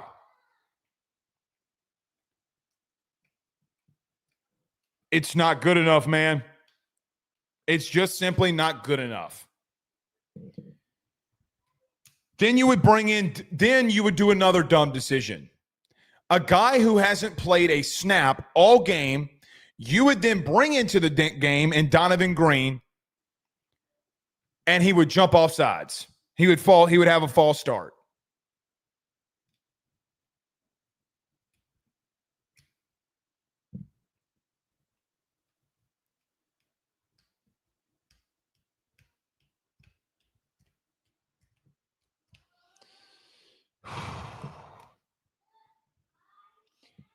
Guys, it's ball game. Because you'd have a false start, you'd have a run for no gain, and then you'd have a nuts scramble where he almost throws a pick. When you kill all your momentum, you're going to lose. These inopportune timeouts, these timeouts where you got a call and everything then goes to shit, you can't overcome adversity. There's nothing that I've ever seen from this offense, maybe then some glimpses here and there, where you can consistently overcome adversity. You're at the 1 fucking yard line. Okay, it's 2nd and goal from the 6. How can you not score? Then you get into your own head. Then you can't do anything. Your quarterback, who's a turnover monster, almost throws a pick.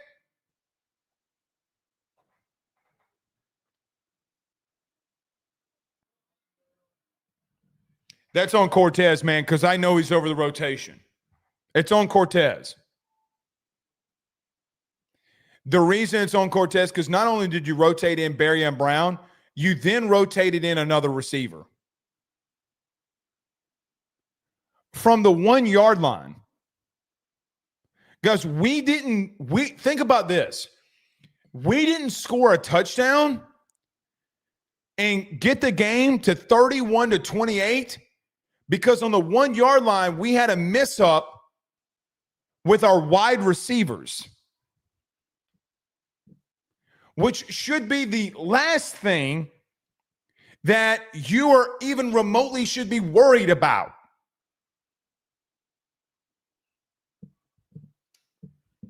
It would be ball game, man. You line up for a field goal. You make it 34-21. 31-24, excuse me. Defense would come out for the 7th possession. Reverse holding on Vandy. Pavia scrambles twice for a total of 7 yards. P.J. Woodland came up and made a really good play on one of them. And you had first a 3rd and 12, and they run a shuffle pass for 7 yards, and you have your first 3 and out and punt of the game. Boy, I really wish that we were only down 3. But you killed all your momentum. And you had no momentum. 7th possession offensively. You literally did nothing else offensively. You did nothing. Nuss sacked on a bull rush of DJ Chester, and he's absolutely obliterated. And he gives up a sack. DJ Chester can't play here, man. He can't play here right now. It's unfortunate that his offensive line coach has not prepared him better. But the overall truth of the matter is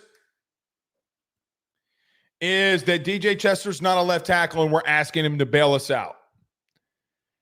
I don't know if I've seen an LSU offensive lineman physically get dominated as much as I've seen DJ Chester get dominated. Your first 3 and out of the game's on the line, and you get abused. Of course you did. Of course you did. Barry, Harlem, then on a run for 4 yards, would bring up 3rd and 16. Garrett Nussmeier is flushed. He rolls right out of the pocket. He hits Barryon Brown on a broken play for 19 yards and a first down.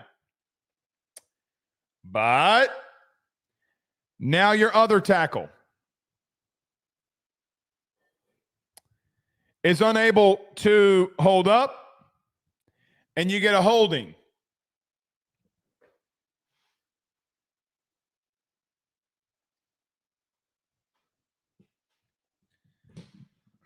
Guys, you had a chance.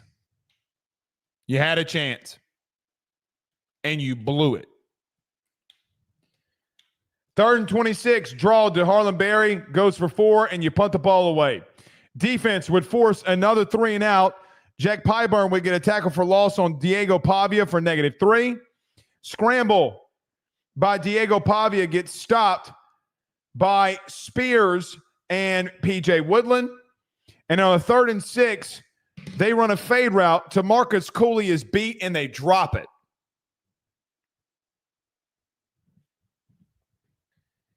They would punt the ball away. You have 2 chances to go down and get points to score. You're down 7. You should have been down 3. You had twice to tie this game up. You come back out, and you have a screen because Bauer Sharp misses his assignment, and Jawan Johnson gets blown up for -3. When Cortez did what he did, you lost all momentum. You lost all momentum. It's it, brother. I mean, I wish I could tell you something else, but it blows all the momentum. Thomas on a hitch route goes for 4 yards. Barryon Brown was lined up in the slot versus a fucking safety, and we missed it.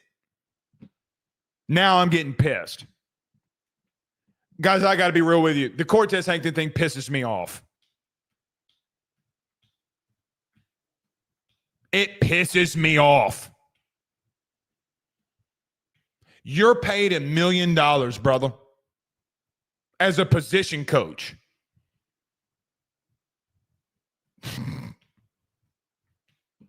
Come on, dog. Come on, bro. You can't be this bad at your job, man. If I was bad at my job, 15,000 people wouldn't be in here live right now. You got bailed out by a drop for Vandy. Screen goes to Johnson. Bauer Sharp misses a block. Goes for -3. Hitch to Thomas for 4. Leaves a 3rd and 8 on a hitch route. Nuss is pressured, and it gets dropped. 4th and 8, you should have gone for it. You should have gone for it. I have no idea what Brian Kelly's doing on 4th and 8, and you're down 7 with 3 minutes left to go on the clock while you're not going for it. Your coach decision making. I have no idea why Brian Kelly didn't go for it here. So what? You got to go get 7. You got to know that your offense is struggling. You got to go do something. The game's on the line. I know that you just got 2 3 and outs, and you're thinking, well, we can manage the game. We might get another 3 and out here, and we'll have one final shot. But you don't. This team's given up 31 points. This defense was going to break. They've been breaking all day. They finally came through for you. They finally came through. They gave you back-to-back 3 and outs. And you're not going for it on 4th and 8? Guys,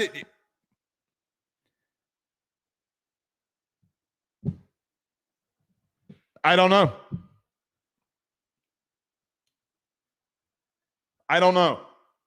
But you would punt the ball away, and the very first play, they would run a power option right and would go for 43, and it was the ball game. Diego Pavia got a 1st down on a 3rd and 7 scramble, and it was ball game. So, let me just say this before we start getting the super chats. You got completely out-coached. You got completely out-schemed. You got completely outmatched. Defensively, you were lost all game. Coaching-wise, you made horrible decisions over and over again. And quite frankly, every time that you got momentum, it wasn't Vandy that kept stopping the momentum. It was you that kept stopping the momentum. Whether it's you're at the 1 yard line and you're rotating wide receivers because somebody got in a little bit of a scrap and you're so scared of what might happen. You made a rotational piece move on what could have happened when it didn't. And for once, an SEC referee kept a flag in a pocket, which was a beautifully called game, by the way, by him not throwing it, just in that simple nature. Whether it's you coming out of a timeout and you're running a trick play and it almost gets picked off when you're not trying to run the actual play that needs to be run based off the silly formation that you ran. You had a true freshman running back who in the first half had 6 yards of carry and you don't really go back to him. You have a defensive coordinator that's not taking out personnel for blown assignments. You're unable to keep contained on a dual threat quarterback. In the second half, they would run 5 total plays consistently, whether it's power option, whether it's zone read, whether it's a bootleg or a jet sweep. That's all they ran on you in the second half because you know what Tim Beck said? All right, I've already scored 2 touchdowns, and this team is completely out of alignment and out of assignment. So why don't I give them a whole bunch of things to think about, and then that way I know we'll go and score, and it's exactly what happened. You went on the road in the SEC again, and wee down your leg. Now, I know what this coaching staff is going to say. Well, we're not out of it. Here is the truth. LSU fans, from a mathematical standpoint, you're right. You're not out of it. You have to win out to go to the playoff. You won't do it. I hate to say it like that, but I don't know if you can beat A&M next week. I don't know if you can beat Bama after that. I don't know if you can beat Oklahoma on the road. I don't. I legitimately don't. So now you stare down the barrel of a gun. Who are you going to be? And this is it for this is it. You spent all that money in NIL. You asked the fans to help you out. Well, you have more room for error. You don't want to hear this. You still are not out of this thing. But the truth of the matter is, you have a top 5 team in Texas A&M coming to your place next week, and then you got a bye week, and then you got Bama on the road. Guys, are you going to go 2-0 there? You just lost to Vanderbilt on the road, and you just lost to Ole Miss on the road. And now you want me to expect you to be able to go into Alabama and win. No. Because their coaching staff's going to piece you up coming out of a bye week.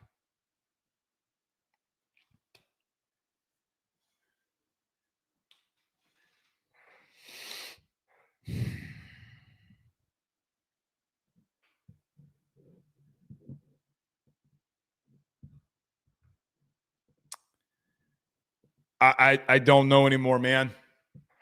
I don't know. You settled with Joe Sloan and Cortez. You stayed with Garrett Nussmeier, and it all blew up in your face. You have zero options left to get to the playoff. You got to go undefeated from here on out, and you're not going to.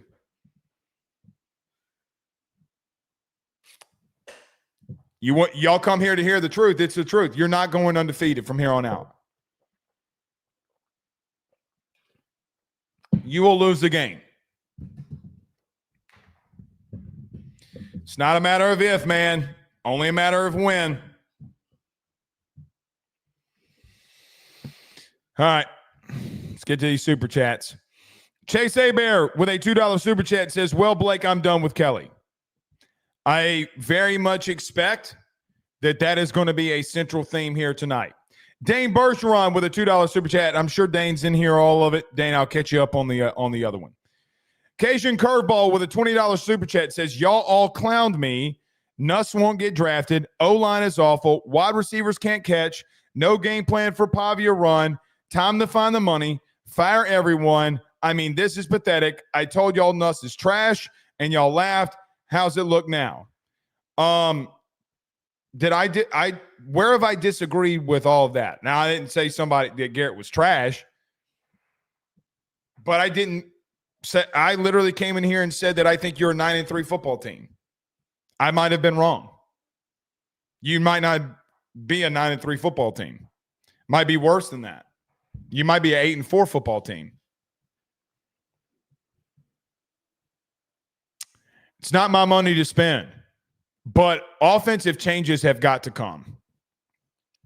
Mark Spell says, fire the James Franklin of the South. Enough. Oh, boy, I have a feeling this is going to be all night.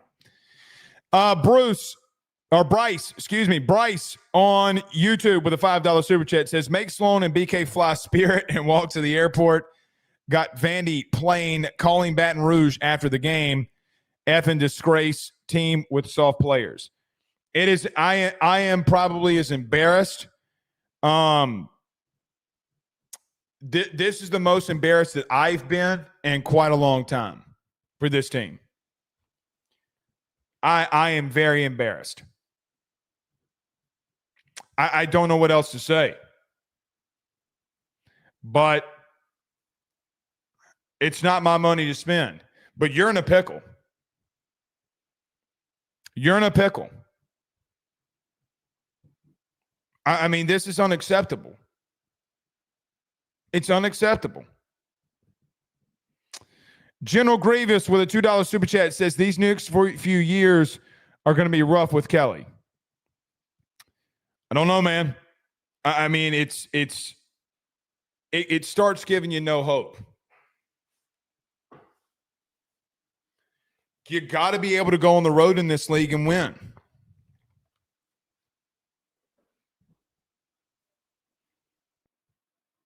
You're 0-2 on the road in the SEC.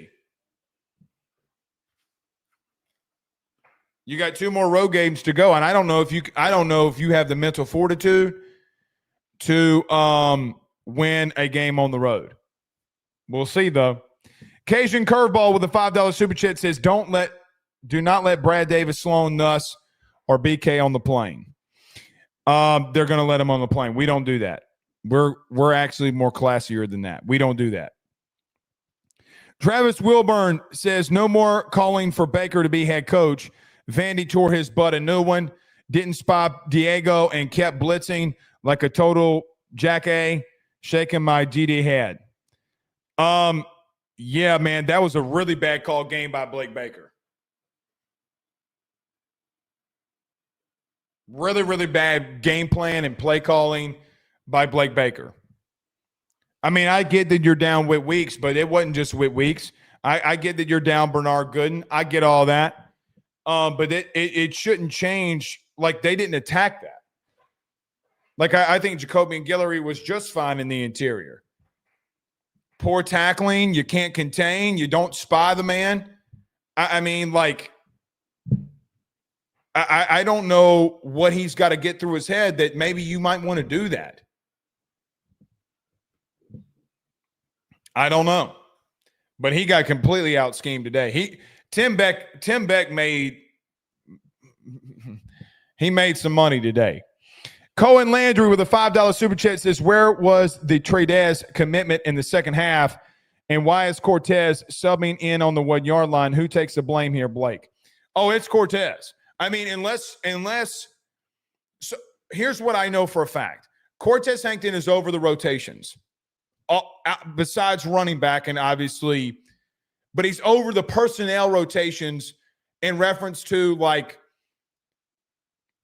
from what I understand, he gives a personnel that he wants on the field, and then Sloan calls the play off of it. It's some goofy shit like that. But it's why I asked.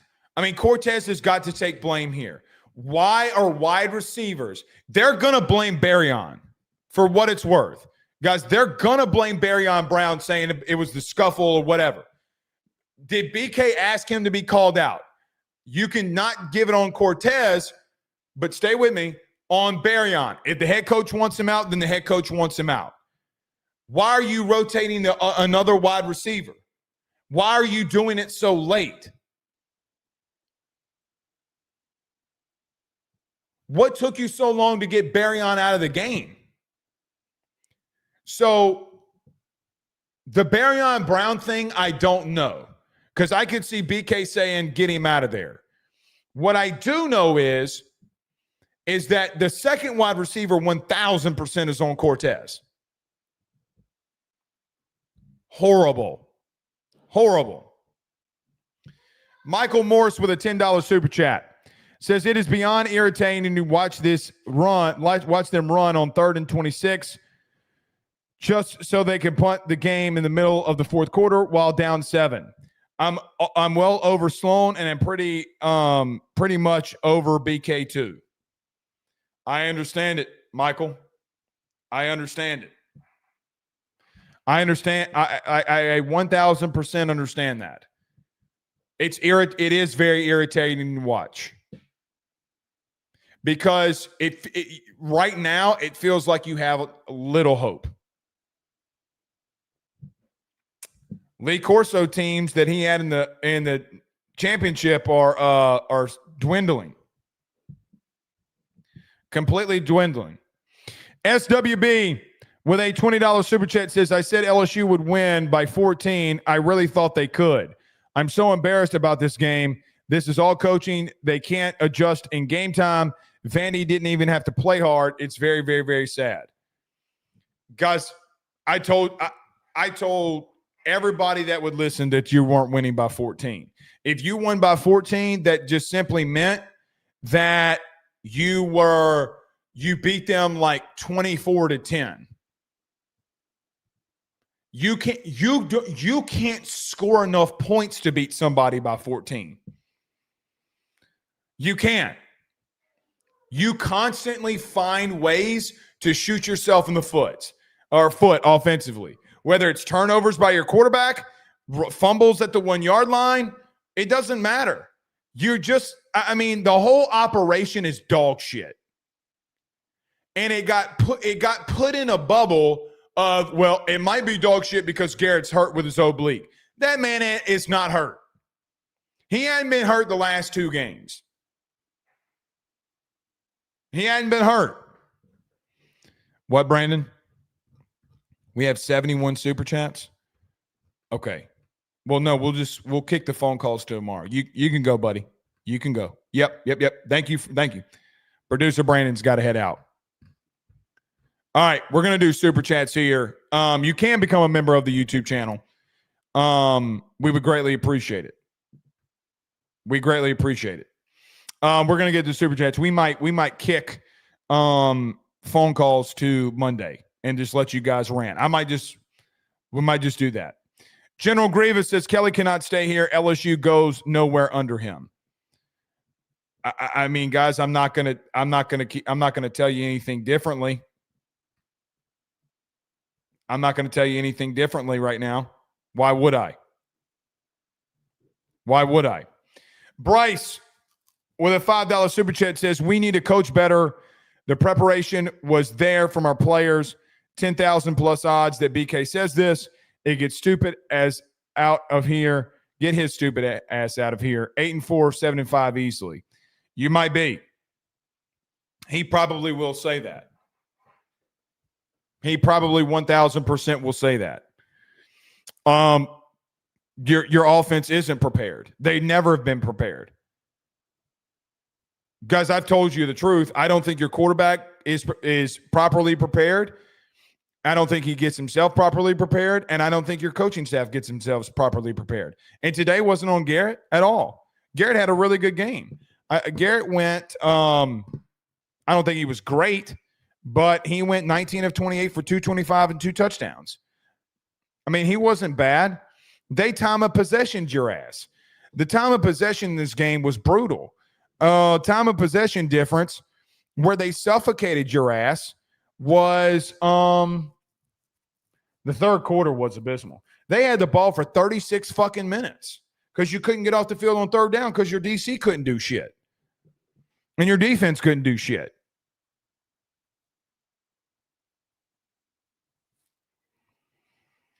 Lawson Howard with a $10 super chat. I know we love man free sometimes. I know we love man free sometimes. We have to play some zone, especially when they do so much option and misdirection. I think Blake has to have more answers. He got out schemed in the first half. Lawson, he got out schemed all game, brother. They did not do anything special in the second half.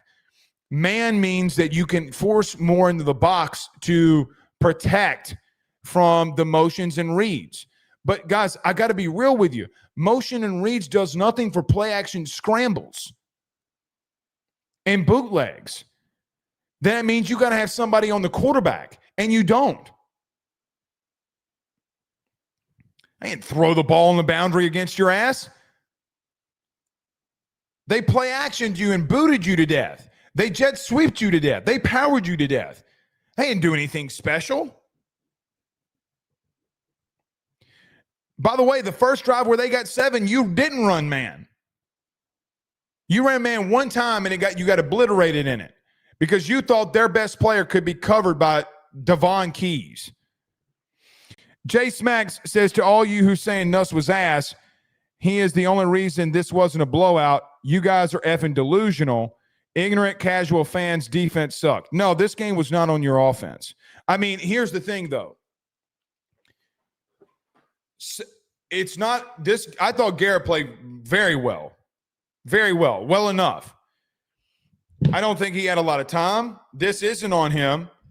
But the whole offensive system, him included, the entire offensive system, everybody is not good. They're not.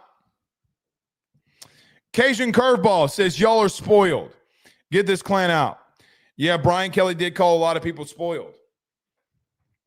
He did call a lot of people spoiled. That's going to fly back into space. Yeah, we are spoiled. We are spoiled that since 2000, LSU is tied for second in national championships with Ohio State. Yes, we are. Alabama, Ohio State and LSU, Georgia, Clemson.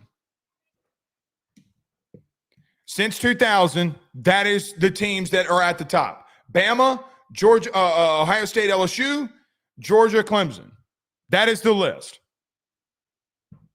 Since 2000, yes. So if you are 25 years old, LSU would be tied for national championships at 2 with Ohio State. Yes, we are spoiled. No one's asking you to be 2019 LSU. They're asking you to be a playoff contender.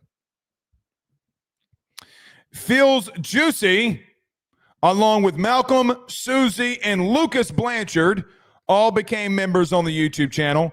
Thank all of you very much. We will be doing members-only content starting this week. I told you if we got over that 50 number, we'll do some of that, and we'll start it this week. You have my word.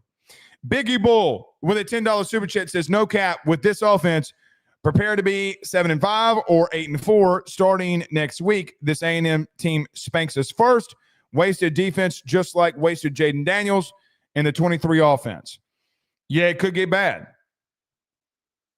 It could get very bad. It could get very, very, very bad. But, I mean, it's not good enough, man. It's not good enough. So I would expect a lot of changes offensively, yes. You need them. By the way, is Michael Van Buren your future, or you got to go get a portal quarterback? You might have to go get a portal quarterback. And I think you need a new wide receivers coach, a new O-lines coach, and I think you need a quarterback, OC, wide receiver, O-line coach.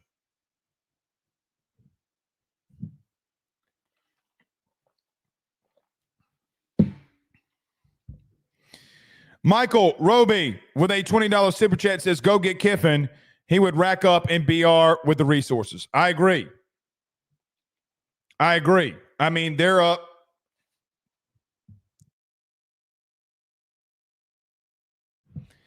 They're up on Georgia right now, 21-20.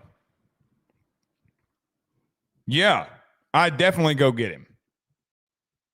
Lonnie Young also became a member on the YouTube channel. Thank you so much, Lonnie. I greatly appreciate that. Alex with a $5 super chat says, may have missed your take. Why did we go away from Green? I don't know. I didn't really talk about it, so we can talk about this now. So Trey Green in the second half did not get the football enough. He did on the game. Did Trey Green have – come on, fucking he had 5 catches, 74 yards, and score. I don't know. Because it's like the whole thing. Like, you went away from Harlem Berry, who was running for 6 yards a carry. You went away from Trey Green. And here's the thing. You didn't really have the ball a lot. So if you want my take, it's because offensively you're just incompetent. That's my take. Like, I don't know what else you want me to. Why do we go? Because we're incompetent. We don't do what works constantly. We go away from the one thing that works. And you ran the football well. I mean, with your running backs, you had 18. Jawan Johnson had 1 carry for -1 yards. So you had 18. You had 19 carries. This is how crazy this is. You had 19 carries offensively from your running backs. And in those 19 carries, You had, and really the carry by Johnson wasn't, I mean, I don't know. I mean, it was really more of a no gain. Regardless of that, none of that matters. But Caden Durham had 59 yards, and Harlan Berry had 55 yards. Well over 13 yards, or over 5 yards to carry. And you have legitimately, by your two main backs, on 18 carries, 114 yards. So even that, in the second half, 5 of the carries for Berry are in the first quarter, guys. And you're asking me why they go away from Trey'Dez Green? I don't know. Berryon Brown had 4 catches. 4 catches in the first possession and got 1 after that. Xavion Thomas had 4 catches, but 1 of them was on a broken play. They go away from what works, guys. They always have. They always have. So, yeah. Derek Hornsby says Brian Kelly can't even buy a championship. Yeah. I mean, look, man, you bragged about spending $18 million. That ain't going to go over well. Bryce says Tommy Moffitt is the biggest loss of the program since Saban. This team is Charmin soft, 5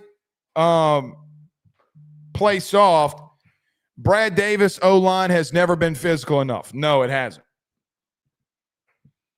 No, it hasn't.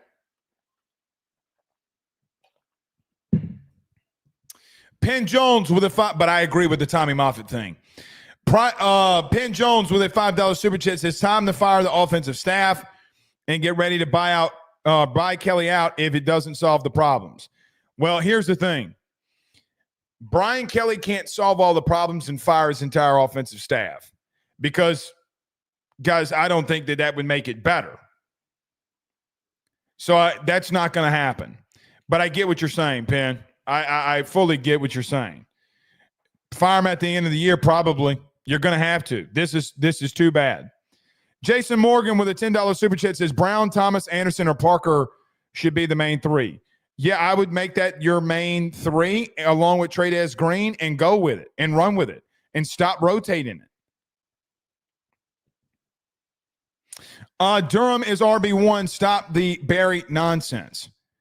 Cajun, I'm about to be a little rude to you, okay? Here's the truth. When you say that you're going away from Berry, it's because he's fucking running the ball every time for 6 yards a carry. This little Durham love that you have, no one said, who said go away from Caden Durham? Both of them are running the ball for a combined 5.5 yards a carry. Use fucking both of them. But don't come in here calling me out in reference to it. And I'm sorry, I know you sent a lot of money in. I appreciate it. But don't come in calling me, stop this Berry nonsense. He was running for 6 yards a carry. And then you're going back to drop back with a quarterback that's a horrible decision maker and a play caller that sucks.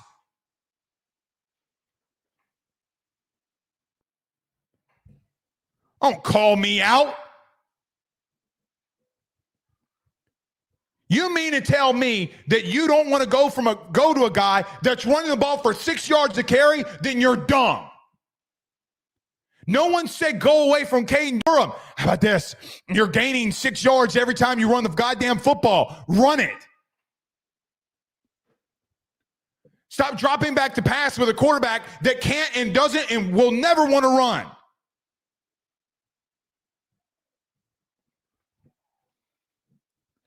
You come in here and say some crazy stuff, but don't call me out in reference to a guy run. If I was saying you should have gone to Harlan Berry and he's running the ball for 3 yards a carry, that's a different thing. Heath with a $5 super chat says Blake about to break that diet and tap into some brown water after watching that performance. Not even LSU can make me start drinking again. I'm not gaining weight back because of their stupidity. Now, if there's gummies involved, then maybe we can do that. But I do need a drink. It's 5:00. Arctic Tiger with a $2 super chat says beginning of the end of the carry era. That's it. Maybe. Very well could be. Hal Mendoza said, I said in the stream before, can we score on Vandy? The answer was yes, but as it turns out, we couldn't stop them. I don't care about the recruits. We lose, but changes on the staff needs to happen. Yeah, changes have got to come. Changes have got to come. I don't know what it is, but they got to come. Pause. You can't keep doing what you're doing. You just can't simply keep doing what you're doing. It's a joke, man. It's a joke. Richie Roche with a $50 super chat. Thank you, buddy. Says, bro, this was awful coaching and game management on all levels. I agree. I thought Les Miles was back on the sidelines. At least I enjoyed the rest of my Saturdays this year. Yeah, that's the bad part. AYS takes a massive tumble because of it.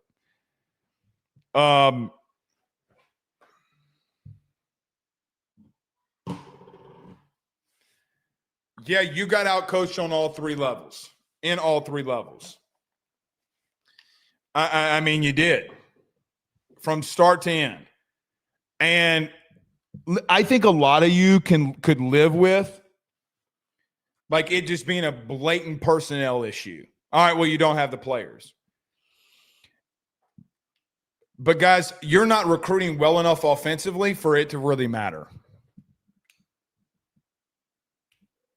Pop Houston's not a Joe Sloan thing. You're not recruiting well enough there anyway. You don't have a running back committed for this class. The offensive line that you do have committed are basically guys that were going to come here anyway. You ain't recruited worth of shit. So getting rid of your offensive staff, maybe for the 2026 or 2027, 2028 class, it's a big hit. But guys, recruiting can come down to money now. And you can keep these guys involved. And you got a long way for the 2027 class. A long way to go. But there's got to be offensive changes that are made here. Defense. Listen, I'll tell you this. You remember the 2011 defense? If you remember in 2011 as an example, okay, LSU versus West Virginia, 2011. Let me get that.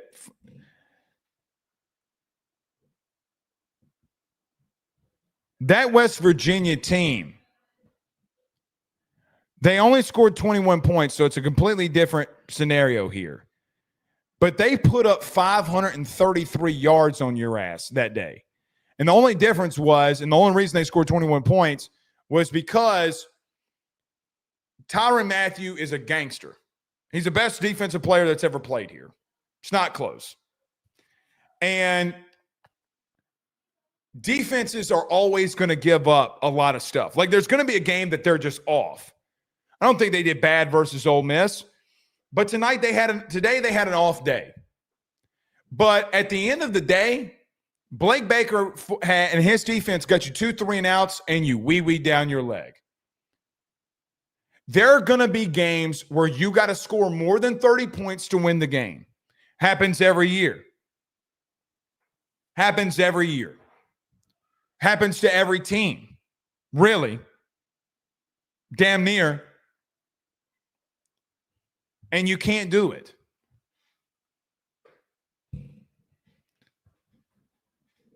So I'm not out on Blake Baker at all. Jamie Post says, sends a $2 super chat, also a member on the YouTube channel, explains what's happening with Perk.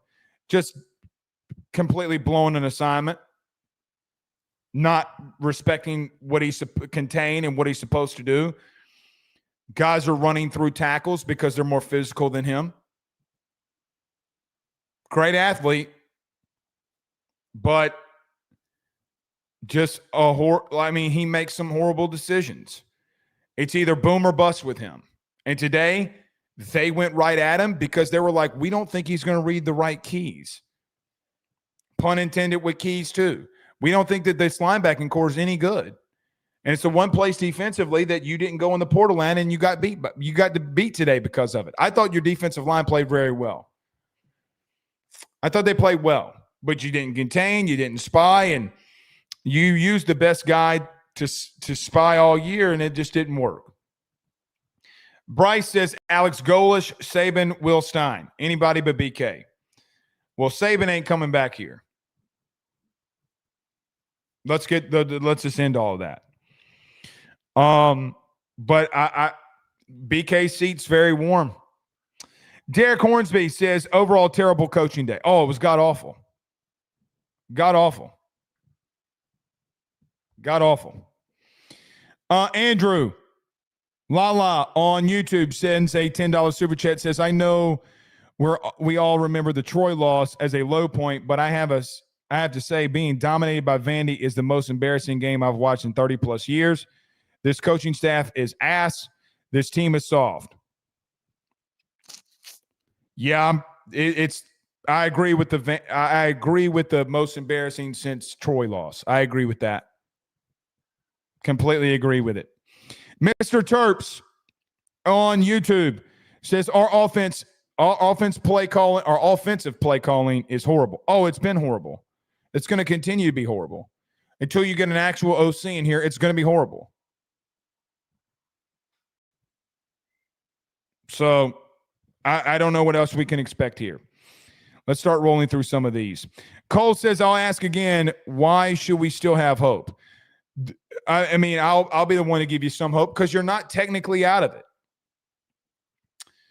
I mean, you could beat A&M next week. I guess you could beat Bama. Maybe. I just don't see it. I don't see you going undefeated from here on out. Could you? Yeah, you still technically could. I just don't think that you will. I just don't think that you will. Bryce says, I know they won't fire him after this loss, but if you don't make the playoffs with this roster, which requires to win out, you have to fire Brian Kelly. Roster is too talented and explosive to go 9-3 or worse. Yeah, I mean, listen. I just don't think that that's going to happen.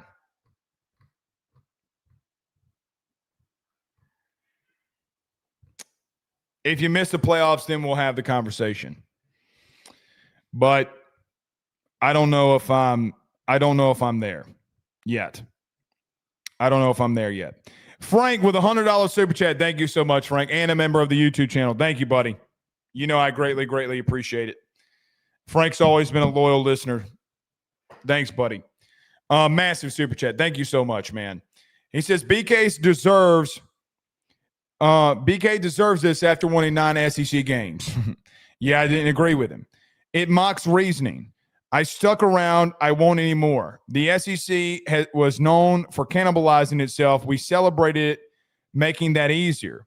LSU sucking allows me to follow through and unfollow my favorite passion. Straw met Frank's back. Well, that stinks because Frank sends in a lot of money.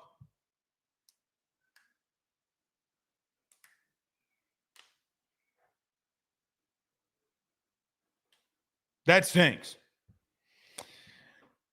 Yeah, people are going to be checked out, man. That sucks. That sucks. That really, really, really, really, really sucks. Frank, I appreciate everything you've done for us, brother. I'm sorry that you're going to check out here. I mean, I would tell you, listen, let me just say this.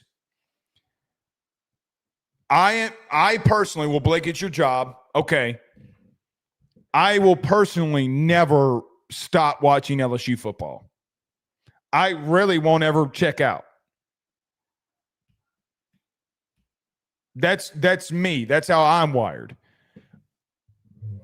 I am too much of a psychopath to check out. I get it's my job, but I just can't. I love them too much. I love this place too much. Guys, I've dedicated everything that I do. Guys, from a 40-hour at minimum work week, it's all that I do. I love this place. I always have. I always will. I'll never not be an LSU fan. Maybe I'm the psychopath, but I'm never going to give up on him. Never. I mean, if I'm not going to give him up in the Ed Orgeron days, I'm sure as hell not going to give up on him now. Squarehead with a $2 super chat, but thank you, Frank. Hold on. Thank you, Frank. I hate it, man. JV Curry, and listen, let me tell you something else. I should be begging for coaching change. There's no bigger business than coaching changes. None. It brings a shitload of money. They got to do something offensively. JV Curry became a member of the YouTube channel. Thank you so much.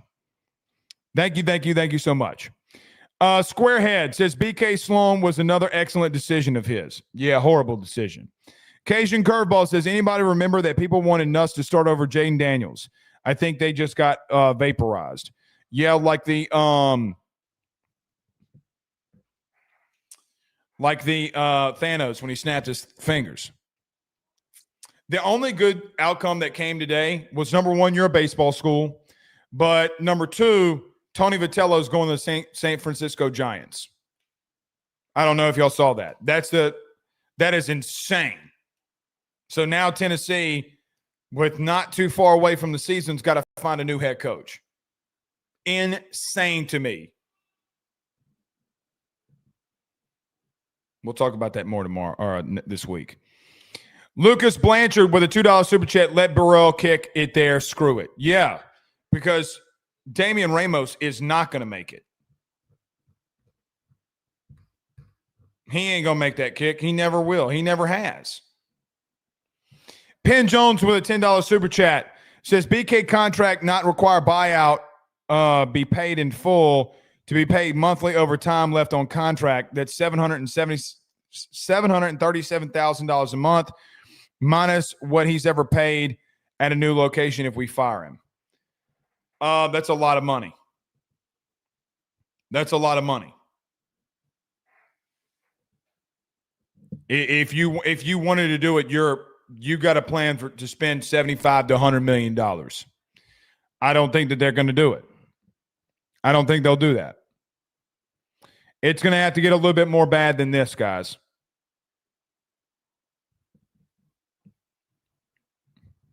But I understand where y'all are coming from. Gerald Rhodes with a $5 super chat says, if BK loses another game this year, which I think that he will, he should be fired like they wanted to do with Les Miles. He can't he the team again? I don't know what you're trying to say there at the end, Gerald. He says, if you could give Coach O $25 million, he would win.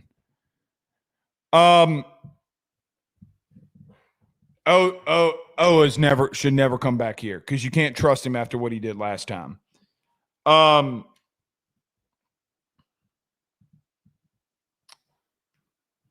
don't know, man.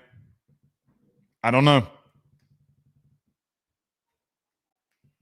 I simply just don't know. I don't know what to do. I don't know what to say.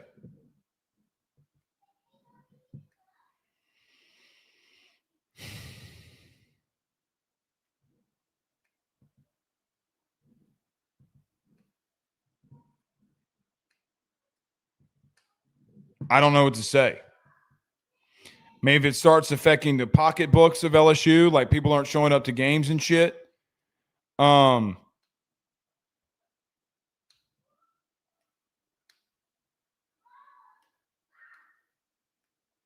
don't know.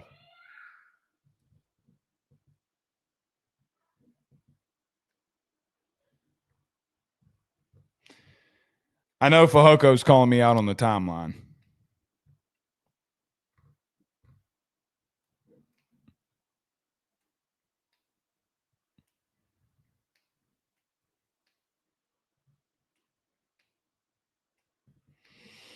Oh, well.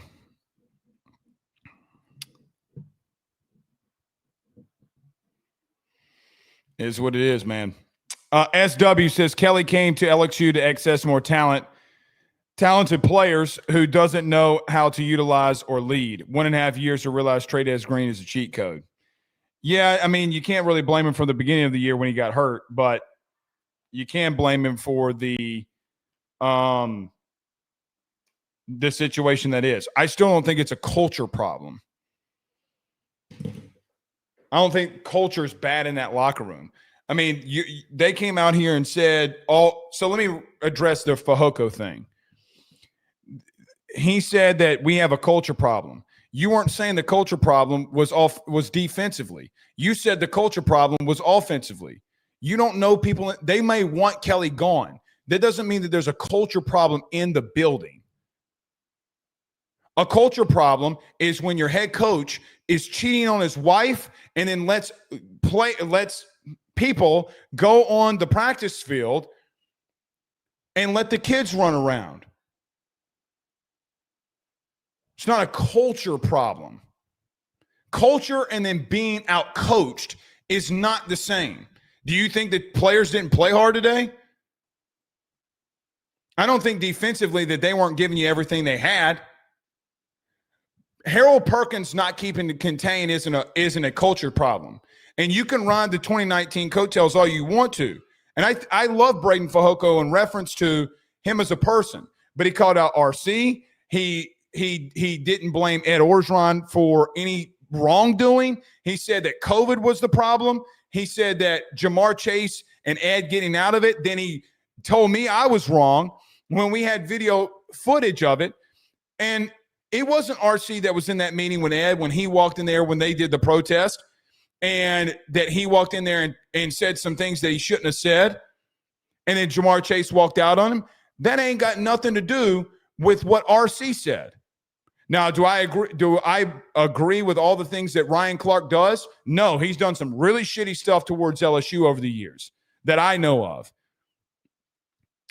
But no one was saying that I need y'all in the chat to tell me this. Name one person anywhere, Fehoko included, that was saying that the defense had a culture problem.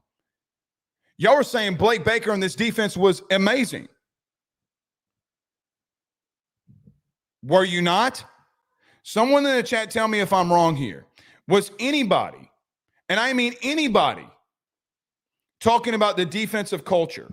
You can be tired of Brian Kelly. You can be tired of all the things that are going on. But nobody before the game says, hey, defensively, we suck.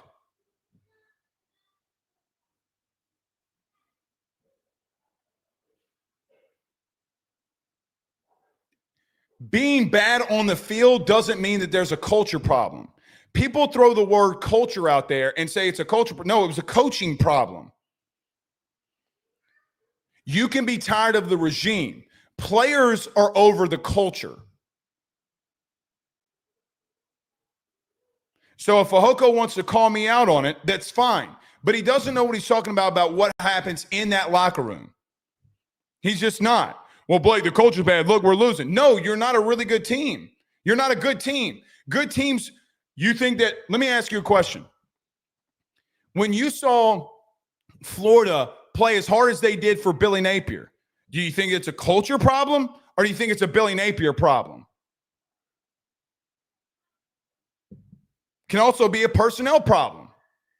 So don't come in here and don't post on Twitter saying that you have a culture problem when you have a coaching problem.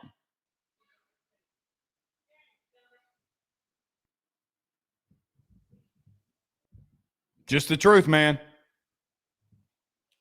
People not being good at their jobs doesn't mean that there's bad shit going on in the locker room. Just the truth. Just the truth. Chase Abear says Kelly obviously relies on his coordinators too much, not giving very good ones or showing he's a fraud, needs to go. Yeah. Hal Mendoza says, remember everyone, we're spoiled. Yeah, that's going to come back to bite him in the ass. It's going to come back to bite him in the ass, and it should. It should. But both of you are spot on there. Rob Boudreaux with a $5 super chat says, I'm tired of hiring coaches because they can recruit and know the area how about get ones that can actually coach? Yeah, because recruiting really doesn't come down to that anymore. Recruiting comes down to, all right, I think that I like the position coach. I like the school, whatever. What are you paying me? Guys, it's what it comes down to majority of the time. Recruiting's not the same. It's not the same. Travis says today is about Baker, not Sloan Hankton, but BK, yes. No, I don't think offensively that you had a problem. I mean, I don't like the things you did offensively, but you can't score 24 points in this game and win. I don't think offensively you were bad. Were you good? Were you great? No, you were good. You were fine. You were solid. But, yeah, today defensively was absolutely atrocious.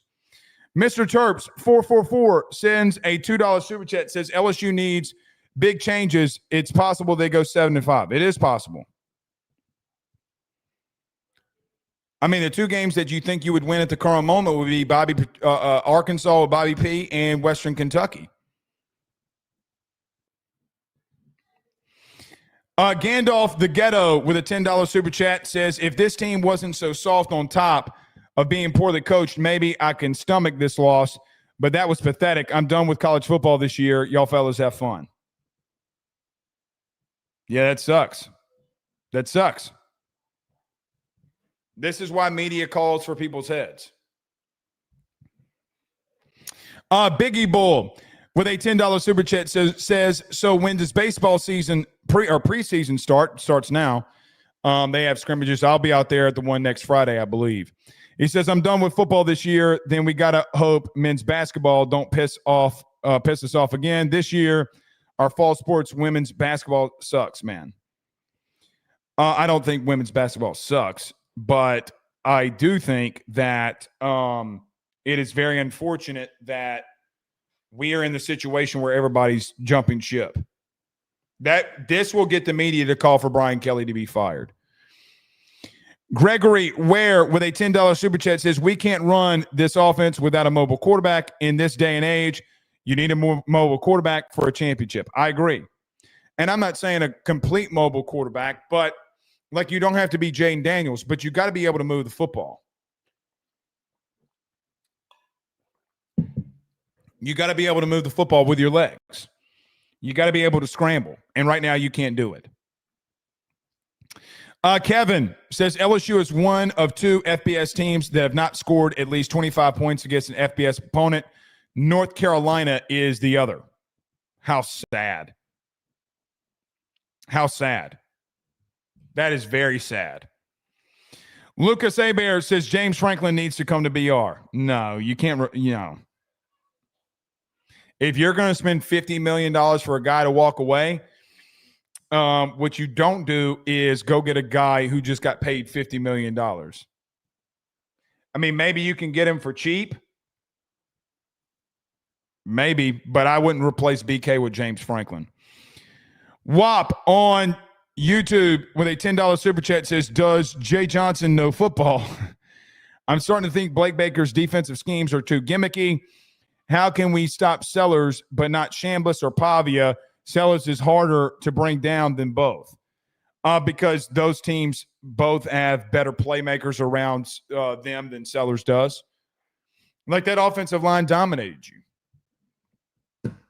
They dominated you. So it is what it is.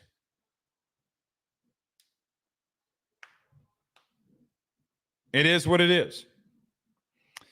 All right, a couple more here. Clark 09 on YouTube says, can LSU find the money to fire BK this year? I don't know. That's not a me question. I have no clue. I mean, somebody with a massive amount of money would have to do it. $50 million is a lot of money, man. It's a lot of money. Nick Chasson with a $5 super chat says, Blake, BK's best coaching job was his first year and getting Daniels. Since then, they've crapped the bed. It's what it feels like. It's what it feels like, yeah. Jiren on YouTube says, I have, quote-unquote, faith of a, quote-unquote, mustard seed that Nick Saban will be back at LSU. I just don't see it. I just don't see it. I mean, people can wish, but I just don't see it. I don't think that happens. I don't think that happens. SWB on YouTube says, just watch BK postgame. He didn't even look like he cared. Same old shit. That ain't good. I clearly haven't seen it here. I've been with y'all for the last 2.5 hours. Travis Wilburn with a $2 super chat says, losses are to teams that are BK loses to his teams that are less talented. Yeah, he does. Yeah, he does. Grot on YouTube says, no more 10-year contracts or non-dual threat quarterbacks. I agree with both of those. I agree with both of them. Roxanne Boudreau became a member on the YouTube channel. Thank you so much, Roxanne. I greatly appreciate it. Lucas with a $2 super chat says, Kelly can't win on the road when he needs to go. Yeah, you got to be able to win on the road in this league, man. And right now you can't. Right now you can't. Not good, man. Not good at all. Aaron McNabb on, maybe Aaron, but A. McNabb on YouTube with a $5 super chat says, what a flat-out embarrassing game. Brian Kelly needs to be fired. I'm completely done with this crap. Go get Brent Key from Georgia Tech. I don't know if Brent Key would leave Georgia Tech. He's a Georgia Tech guy. It's kind of like O. I don't think O would have ever left LSU.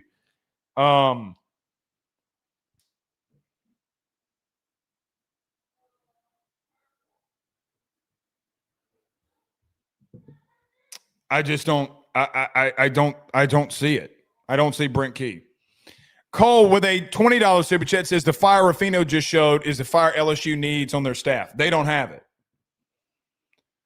I think they want it very badly, right? Like, I think they want this very badly. They're just not ready for this situation. And, like, there's so many situations that piss me off. Like, they do. The timeouts offensively, not being fundamentally and disciplined defensively, that falls on Blake Baker. This falls on that entire staff defensively. You were not prepared. You just simply were not prepared at all. At all. They didn't do anything special. And they completely messed you up over it. You weren't fundamentally sound. You were fundamentally not sound, and it got you beat. 225JT with a $5 super chat says, time to think about next year. Blake, do you think key players or most hit the portal like AJ Stamps? I mean, considering AJ Stamps, maybe you're talking about Ashton. I don't know if you're talking about AJ Stamps. I don't know. I do think that there will be players in the portal, but, man, I have no idea. I have no idea how this offseason is going to go. I do think that because of all the coaching changes, there will be a lot of players hit the portal. Really good players hit the portal, yes. I think you'll have a lot at Florida. I think you'll have a lot at Auburn. Shit, you could have a lot at LSU, depending on what y'all call for. I mean, guys, y'all calling for a regime change. Just so we understand what a regime change entails, people are going to leave you. Derek Morgan says he made a plea saying we need to step up in the NIL, and we donated and spent money for the same outcome, but I'll stay in support for my guy. At least baseball is right around the corner. Yeah, I mean, listen, he did. And he also said seeing the national title game too, and you ain't getting there either. Harry on YouTube says Kiffin plus Baker would be wild. It'd be very wild. As Ole Miss went up again. They're about to go up. They might go up by 9 or 10 here. I mean, Kiffin's gonna get a shitload of money, regardless of what he does. And right now, he might be one of the best coaches in the country. Shaquan with a $5 super chat says, my thing is the defense was bound to have a bad game, but the second time they actually got stops, you don't do nothing at all. Yeah, you don't play complimentary football at all. You never have, and you haven't all year. You didn't last year either. Mark Spell with a $2 super chat says, what did Penn do what Penn State did, change or stay mid? Yeah, if you have and you can find the money, then fine. But if you can't, then it is what it is. Grot says, don't fire Kelly, get a 60-team playoff, and we good. Yeah, ain't happening. Lucas says, ATM hasn't, maybe Texas A&M, hasn't beaten LSU in Baton Rouge. Shit, they might for the first time. That's a good team. Guys, they easily can beat you. Harry, sitting with a $5 super chat, says, gosh, I want Kiffin so bad. And an LSU polo, him and his swag with this state of Louisiana dangerous. It could be very dangerous. It could be very, very, very dangerous. SWB with a $20 super chat says, I really feel like our style of play, we need a mobile quarterback every year. Oh, yeah, you do. But you need it in general. Not like Jaden Daniels level, but you need a guy that can run. Always. Or you have to be a legit great decision maker. KYH with a $5 super chat says, see you in the national championship game, Brian Kelly said. Brown and Anderson should never leave the field. Imagine Chase and Jefferson getting taken out. Yeah, I mean, I don't think they're them, but I get what you're saying. And I guess Aaron Anderson's hurt. Richie Roche with a $20 super chat says, sure miss Mike Denbrock right now. Yeah, we do.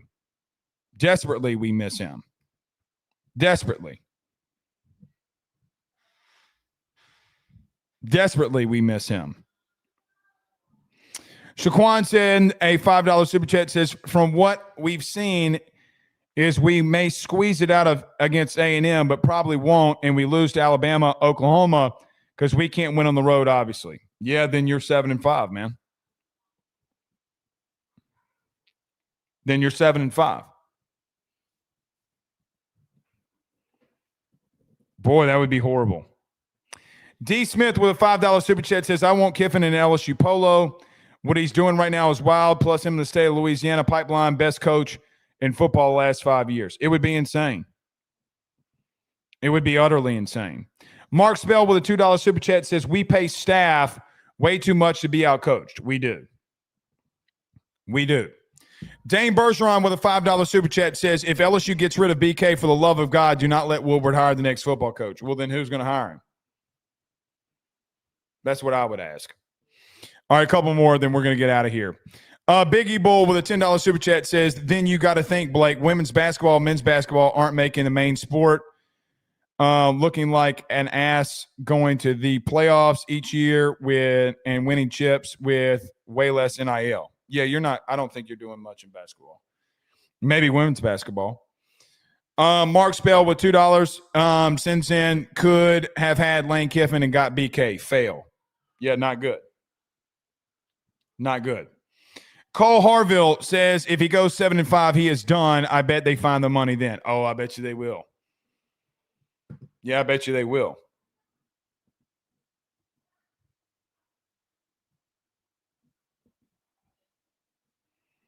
I bet you they will. All right, guys. Oh, we got one more. All right, last one, then we're out of here. Chad Sanchez with a $5 super chat says, it might just be me, but I believe Kyle Parker's our best receiver, and I can't fathom why he isn't getting the field more. He hasn't been bad at all. I don't think he's your best wide receiver, but he hadn't been bad at all, and you only got him one touch, and then you missed him on a seam shot. We'll see, man. What an awful, awful day. We'll see y'all on Monday. We'll do phone calls then. Peace.